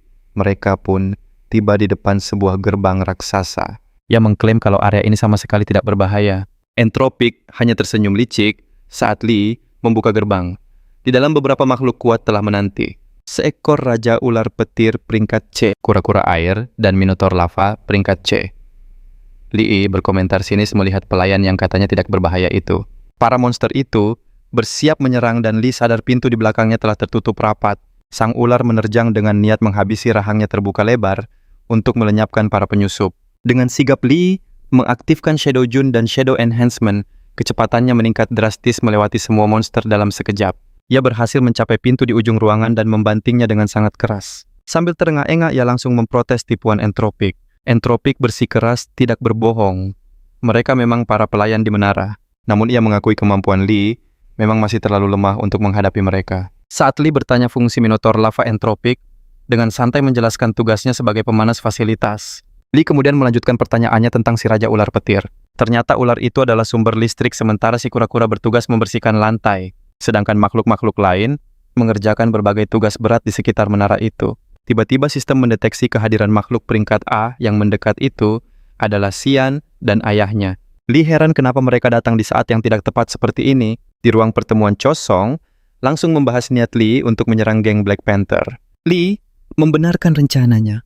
Menurutnya menyerang lebih baik daripada bertahan karena mereka sudah menjadi target. Shaang berkata geng Black Panther memang sudah berulang kali memprovokasi Dragon Gate Treat Street. Namun ia selalu menahan diri untuk membalas dendam karena alasan strategis. Ia pun bertanya apa Lee paham keseimbangan rumit yang membuatnya tak bisa gegabah. Lee dengan tepat menebak ini semua karena takut mengganggu keseimbangan kekuasaan yang ada. Xiao Song pun membenarkan analisis tajam tersebut. Ia menjelaskan bahwa Heiheng dikuasai 3 kekuatan besar. Utiang sebagai penguasa kota mengontrol politik, sementara grup Ningdong Hao mendominasi ekonomi dan Xiao Song sendiri punya pengaruh di keduanya. Walaupun posisinya masih berada sedikit di bawah mereka berdua. Meskipun ia sangat membenci penindasan dan perampasan paksa oleh geng Black Panther, selama ini ia tak bisa bergerak melawan mereka tanpa menanggung risiko yang besar. Ada 2 risiko utama. Pertama, menyerang Black Panther bisa membuat Ning dan Wutiang bersatu melawannya. Di sisi lain, konflik terbuka hanya akan memberi Wutian Hu celah untuk menguasai Haeng dan mereka berdua akan menelan kerugian pahit. Lee menduga apakah ini cara Presiden Xiao Song menolak campur tangan dari keluarga Qin. Namun Xiao Song justru tersenyum licik. Dia mengusulkan agar Lee dan Xian membentuk faksi baru khusus untuk geng Black Panther. Lee langsung menangkap maksudnya. Ini adalah sebuah perang proksi, dan mereka berdua yang akan menjadi pion utamanya. Xiao Song memuji ketajaman pikiran Lee, lalu menjelaskan rencananya secara rinci. Keluarga Qin akan mendukung dengan dana dan pasukan sementara. Lee dan Xian yang akan bergerak di lapangan. Dengan begitu, 2 kekuatan besar lain takkan bisa menuduh keluarga Qin ikut campur secara langsung. Bahkan jika rencana mereka gagal total, Xiao Song bisa menjamin keselamatan mereka lewat koneksi politiknya. Lee terkesan Presiden Xiao Song bisa merancang strategi sesempurna ini hanya dalam semalam. Namun di balik itu semua, isi hati Xiao Song berkecamuk. Entah sihir apa yang dipakai Lee sampai putrinya begitu terpikat. Dia menggerutu karena desakan putrinya untuk membantu Lee telah menyeretnya ke dalam masalah pelik ini. Pria itu pun mulai menghitung kerugiannya dalam hati. Mengeluarkan uang dan sumber daya dengan risiko putrinya di bawah lari pemuda ini, itu adalah kerugian total. Bahkan terlintas di benaknya untuk mengirim Xian pergi, lalu membuang Li jauh-jauh dari kota. Li bisa membaca dengan jelas isi hati presiden di wajahnya membuat suasana menjadi agak canggung. Xian pun segera mengambil alih pembicaraan untuk mencairkan suasana. Dia bertanya pada Li tentang rencana mereka selanjutnya. Li akan mengambil misi di setiap gerbang dimensi publik di Haeng. Dia harus datang ke semua lokasi itu secara pribadi. Xian setuju untuk membantunya mengatur semua misi yang diperlukan. Tatapan Li menggelap. Mengikat fragmen-fragmen ini adalah awal dari kehancuran geng Black Panther.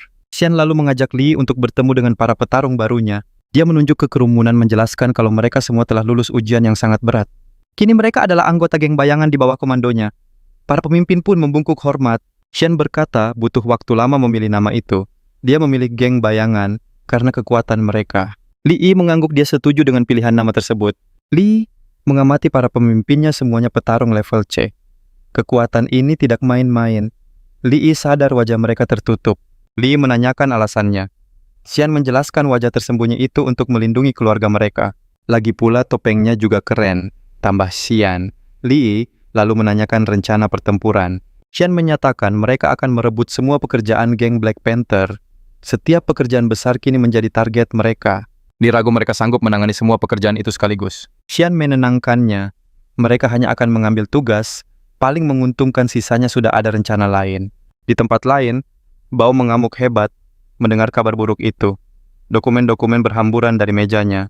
Dia murka karena geng bayangan berani merebut lahan bisnis mereka. Bao memerintahkan pembalasan cepat, namun anak buahnya mengaku tak sanggup. Bao pun mencengkeram kerah bajunya.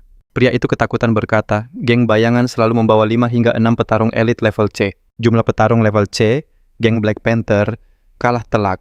Bao mengumpat dari mana datangnya mereka ini. Dia melepaskan pria itu dan menyuruhnya segera membeli tiket ekspedisi.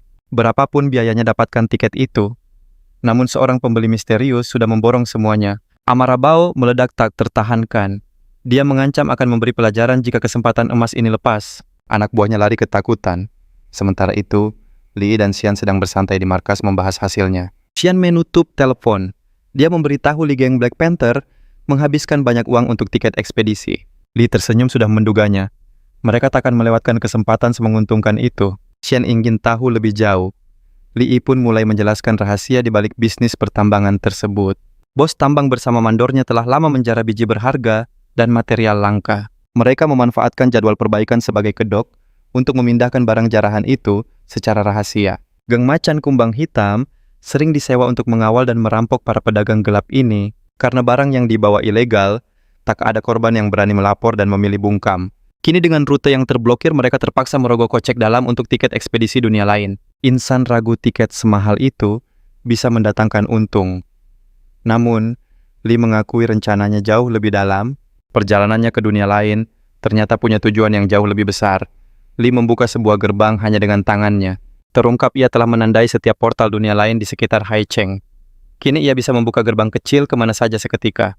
Pro akan melacak para pembeli tiket ekspedisi mahal itu untuk menemukan anggota geng Macan Kumbang Hitam. Setelah target ditemukan, itulah saatnya untuk beraksi.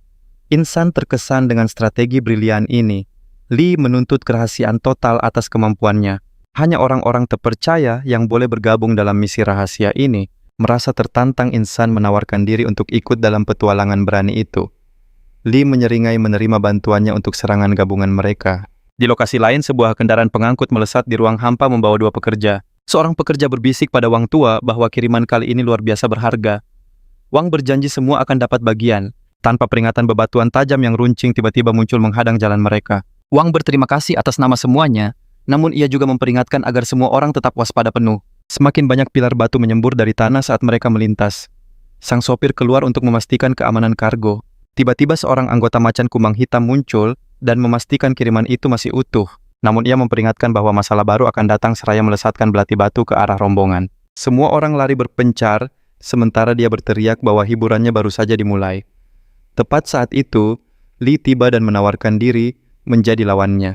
Ia segera mengaktifkan gerakan bayangannya dan melancarkan serangan kilat. Sang musuh menggerutu karena kesenangannya telah dirusak. Li melesat maju menyatakan perampokan mereka sudah keterlaluan. Pria itu mencoba menggunakan kekuatan batunya, Namun Lee menghantam wajahnya dengan kekuatan penuh membuatnya terhempas ke bebatuan. Petarung yang tumbang itu bertanya dengan susah payah tentang identitas Lee. Ia mengancam bahwa tindakan ini akan memancing amarah sekutunya yang tak akan memberi ampun. Lee dengan tenang bertanya, "Maksudmu para petarung peringkat D yang sudah dikalahkan oleh tim bayanganku?" Kenyataan ini membuat sang musuh berteriak tak percaya pada apa yang didengarnya. Qin Xian muncul dan bertanya apakah mereka harus melenyapkan musuh yang tertangkap ini. Dia menolak gagasan itu karena menghabisi mereka hanya akan memberi geng macan kumbang hitam alasan untuk balas dendam. Ia justru punya strategi yang jauh lebih cerdik. Pria itu penasaran dengan rencana alternatifnya. Lee memerintahkannya untuk kembali dan memberitahu gengnya bahwa Lee dan geng bayangan adalah dalang di balik semua ini. Bao terbaring di ranjang rumah sakit saat laporan keterlibatan geng bayangan dalam serangan itu sampai padanya. Ia tak habis pikir bagaimana Lee bisa menjadi sekuat itu dalam waktu singkat. Asistennya menjelaskan situasi rumit itu. Anggota mereka tampak baik-baik saja, tapi hasil pindaian menunjukkan kerusakan tulang internal yang parah. Bahkan dengan perawatan medis terbaik, pemulihan mereka akan memakan waktu setidaknya 6 bulan. Biaya perawatannya mencapai 5 juta limuto per orang dengan total 30.000 untuk ke-6 anggota. Sebuah pesan lain masuk melaporkan bahwa 2 tim mereka yang lain juga telah ditaklukkan. Pau mencengkeram meja dengan marah menuntut detail lebih lanjut tentang sang penyerang. Mengetahui bahwa pelakunya lagi-lagi adalah Lee, ia menggertakkan giginya dengan geram. 3 lokasi serangan itu terpisah ratusan kilometer, membuat serangan serentak terasa mustahil. Bawahannya menunjukkan bukti video yang tak terbantahkan. Rekaman itu memperlihatkan Lee seorang diri mengalahkan pasukan mereka. Dalam video itu, Lee menyadari sedang direkam secara diam-diam dan berjalan mendekati kamera. Dia memperingatkan si perekam untuk mundur dan mengejek para bawahan macan kumbang hitam. Lee menantang pemimpin mereka untuk menghadapinya langsung. Ia bahkan menyindir tentang biaya medis yang sangat besar untuk merawat petarung-petarung yang terluka. Penghinaan terakhir ini akhirnya membuat kesabaran Bao mencapai puncaknya. Tablet itu hancur berkeping-keping. Ia bersumpah akan menghapus keberadaan Lee. Sementara itu, Lee membawa timnya ke sebuah gudang tua. Qinian pun heran mengapa mereka memilih lokasi terpencil ini. Ia menjelaskan bahwa ia mengikuti Cui Shihao dan tak sengaja menemukan markas geng macan kumbang hitam di dekat sana. Serangan mereka beberapa hari ini rupanya membuat Bao terpaksa harus turun tangan sendiri menangani misi. Seketika Qin Xian sadar mereka berencana menyerbu gudang itu saat Bao sedang tidak ada di tempat. Ponselnya bergetar, sebuah pesan masuk. Infonya Bao dan pasukannya telah berangkat menuju dimensi alternatif nomor 3. Lee menerima informasi itu dengan tenang dan memerintahkan pengawasan untuk terus berlanjut. Ia menambahkan Bao memimpin langsung misi kali ini karena tidak ingin ada kegagalan lagi. Rencananya adalah menyamar sebagai Bao untuk menciptakan kekacauan dan memberi mereka waktu tambahan untuk menyerbu. Qin Xian cemas harus berhadapan dengan petarung peringkat B. Ia menyarankan Duan A ikut untuk berjaga-jaga. Lee menolak usul itu karena tujuannya bukan pertarungan langsung.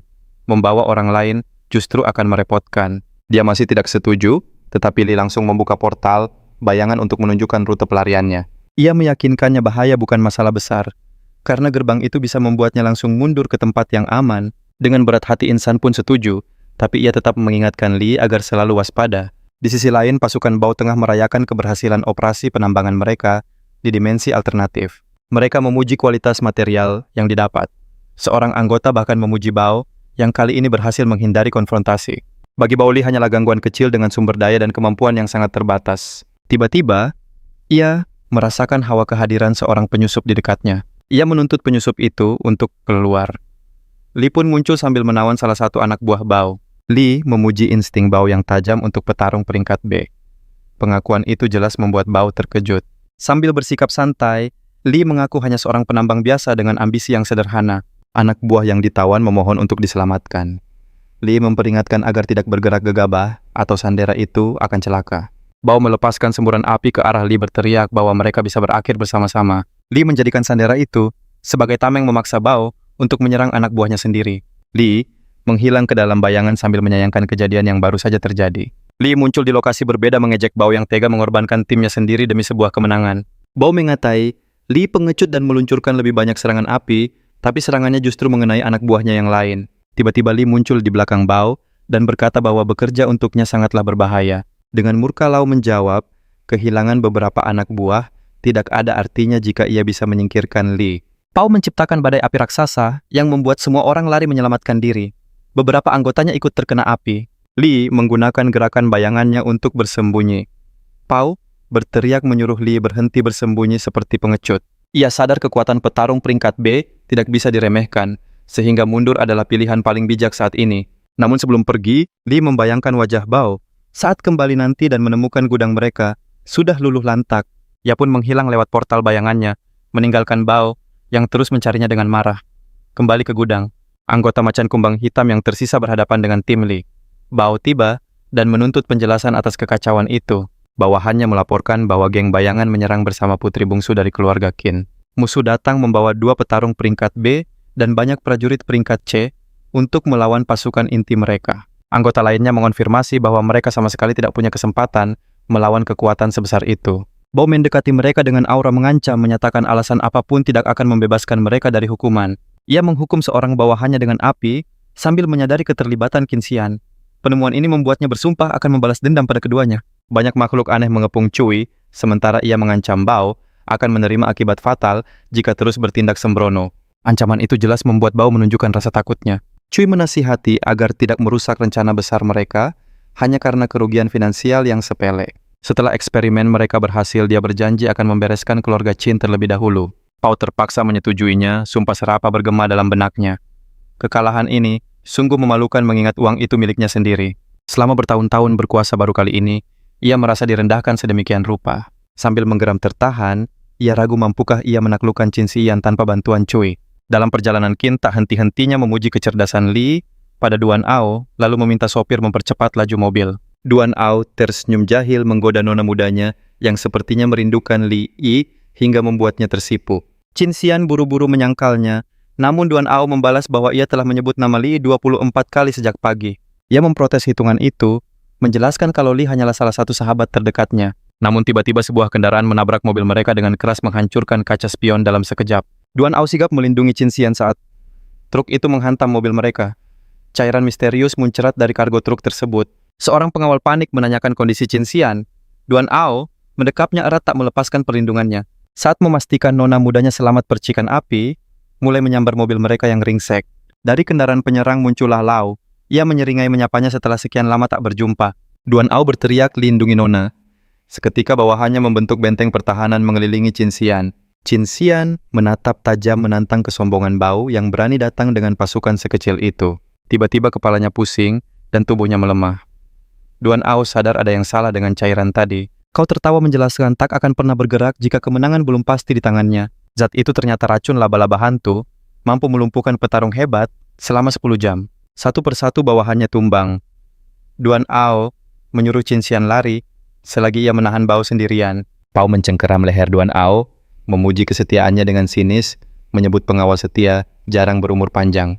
Kobaran api menyelimuti Duan Ao, sementara teriakan pilu Qin Xian menggema memanggil namanya. Di tempat lain Li melesat menembus hutan. Gerakan bayangannya membuatnya bergerak secepat kilat. Setiap rintangan yang menghalangi jalannya hancur, berkeping-keping dalam sekejap. Entropik berkomentar penguasaan teknik Li telah menunjukkan perkembangan yang sangat pesat. Li mengingatkan bahwa ia kini sudah mencapai peringkat C dan meminta Shadow memanggilnya dengan sebutan lain. Namun Shadow menganggap peringkat C hanyalah peningkatan biasa dengan kemampuan yang tak seberapa. Tiba-tiba panggilan darurat dari Qin Xian masuk. Senjata Li terlepas dari genggamannya yang gemetar karena terkejut. Di layar ponsel terlihat video Bao menjambak rambut Qin Xian sambil menatap lurus ke kamera. Pemandangan itu menyulut amarah Li. Dengan geram ia berteriak menanyakan apa yang sedang Bao lakukan. Sambil terus menjambak rambut Qin Xian, Bao berkata tuntutannya bergantung pada perasaan Li terhadapnya. Ia memberikan Li 2 pilihan. Serahkan tebusan 1 miliar atau saksikan gadis ini menderita. Qin Xian memohon agar Li mengabaikan permintaan gila itu. Tanpa ragu Li menyanggupi akan menyediakan 1 miliar itu dan langsung menanyakan lokasi pertukaran. Bao memberinya waktu 1 jam untuk membawa uang itu ke gudang penyimpanannya. Li harus datang sendiri, jika tidak nyawa Qin Xian, taruhannya. Entropik memperingatkan Li untuk tidak nekat dengan kekuatannya sekarang. Setelah panggilan berakhir, ia berkata pada bayangannya, "Aku tidak bisa meninggalkan seorang teman. Lagi pula hasilnya belum pasti siapa yang akan berakhir di hari ini." Tak lama Li tiba di gudang tempat Bao sudah menunggunya dengan santai bersama anak buahnya. Bao memuji keberaniannya, lalu menagih uangnya. Tapi Li bersikeras ingin melihat Qin Xian terlebih dahulu. Bao memuji keberaniannya, lalu menagih uangnya. Tapi Li bersikeras ingin melihat Qin Xian terlebih dahulu. Mulut Qin Xian dibekap, Tanpa basa-basi, Li membuka penyimpanan dimensionalnya menampakkan tumpukan uang. Seorang bawahan memastikan keaslian uang itu. Li pun menuntut pembebasan Qin Xian sekarang juga. Namun Bao tertawa. Ia mengaku berbohong karena memiliki uang itu mengubah semua perjanjian. Bao menyeringai bertanya apakah Li begitu naif berpikir bisa selamat dari pertemuan ini. Namun Li tersenyum. Ia sudah menduga pengkhianatan ini, lalu mengaktifkan sesuatu yang tersembunyi di dalam uang itu. Seketika cahaya terang menyilaukan diikuti ledakan dahsyat yang menyelimuti seluruh area dengan asap tebal. Apa dia kabur di tengah kekacauan? Pikir Bao. Namun tiba-tiba sesosok bayangan muncul tepat di belakangnya. Bao melancarkan serangan api sambil meremehkan trik murahan Li. Gurumu tak pernah ajari jangan main api saat debu bertebaran. Balas Li. Sesaat kemudian ledakan dahsyat mengguncang gedung membuat Bao terperangah. Li dengan sigap memutus ikatan Jinsi dan menangkap tubuhnya yang lemas. Saat membuka mata Jinsi sadar, sudah berada di atas punggung Wien terbang di sisi Li. Bao menatap naga terbang itu, lalu matanya terpaku pada sebuah portal dimensi yang terbuka tak jauh dari sana. Ketika Li dan Jinsi menghilang ke dalam portal, Bao sadar lawannya punya banyak sekali rahasia. Akan kuambil semua teknikmu, sumpah Bao.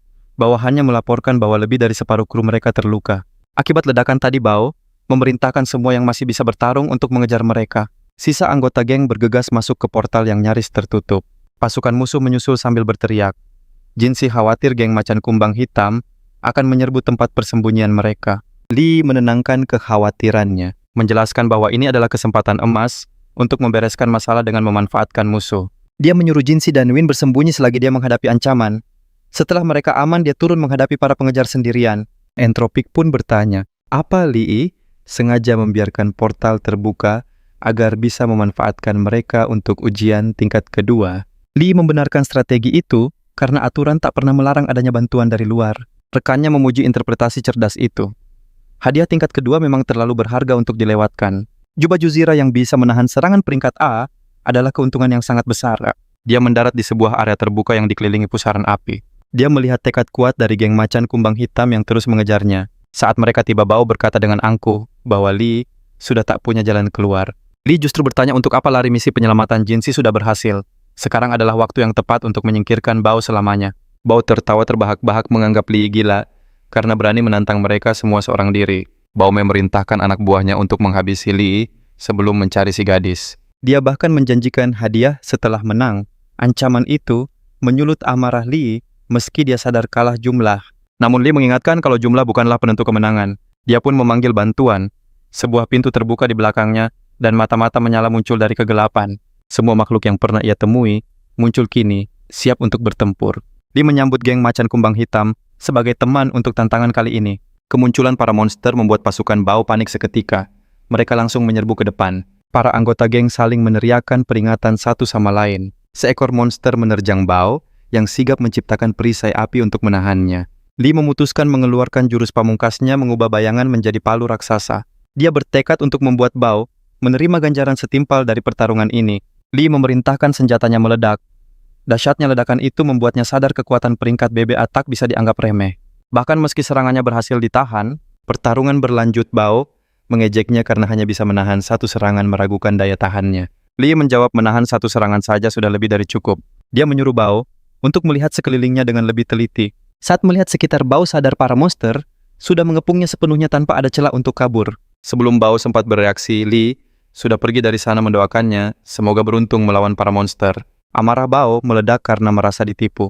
Dia membakar monster hingga menjadi abu, tapi monster lain terus berdatangan. Melihat itu dia bersumpah akan menghancurkan Li sampai tak bersisa. Sementara itu, Li sudah berada di zona inti lapis kedua bersama para bayangannya. Model. Keluar dari portal ia ragu. Apa benar ada Zira setangguh itu di sini? Entropik meyakinkannya, Zira itu adalah hadiah penaklukan lantai 2. Saat mereka melangkah lebih jauh, sesosok jasad terlihat. Rekannya menjelaskan itu adalah Abdi Jiming dan meminta agar ia diberi peristirahatan yang layak setelah urusan mereka selesai. Ia pun menyetujuinya tanpa ragu. Entropik berterima kasih, lalu mendorongnya untuk segera mencari Zirah yang dijanjikan. Tak lama kemudian, di hadapannya berdiri sebuah Zirah bayangan yang tampak menakjubkan jauh melampaui dugaannya. Sementara itu, Entropik bergumam bahwa Li baru di tahap kedua bukan ketiga. Namun pikirannya melayang sejenak. Bahkan jika Li di tahap ketiga sekalipun mustahil, Li bisa melepaskan kekuatan Zirah itu. Li menoleh meminta pendapatnya. Namun Entropik hanya menyuruhnya untuk segera mengambil hadiahnya. Pahlawan kita menggerutu kecil, merasa rekannya jadi lebih perasa akhir-akhir ini, lalu melangkah maju. Namun sebelum tangannya menyentuh Zira itu, benda itu tiba-tiba mencengkeram lehernya. Sebuah suara bergema, Tuan Entropik, tak kusangka kita bertemu lagi.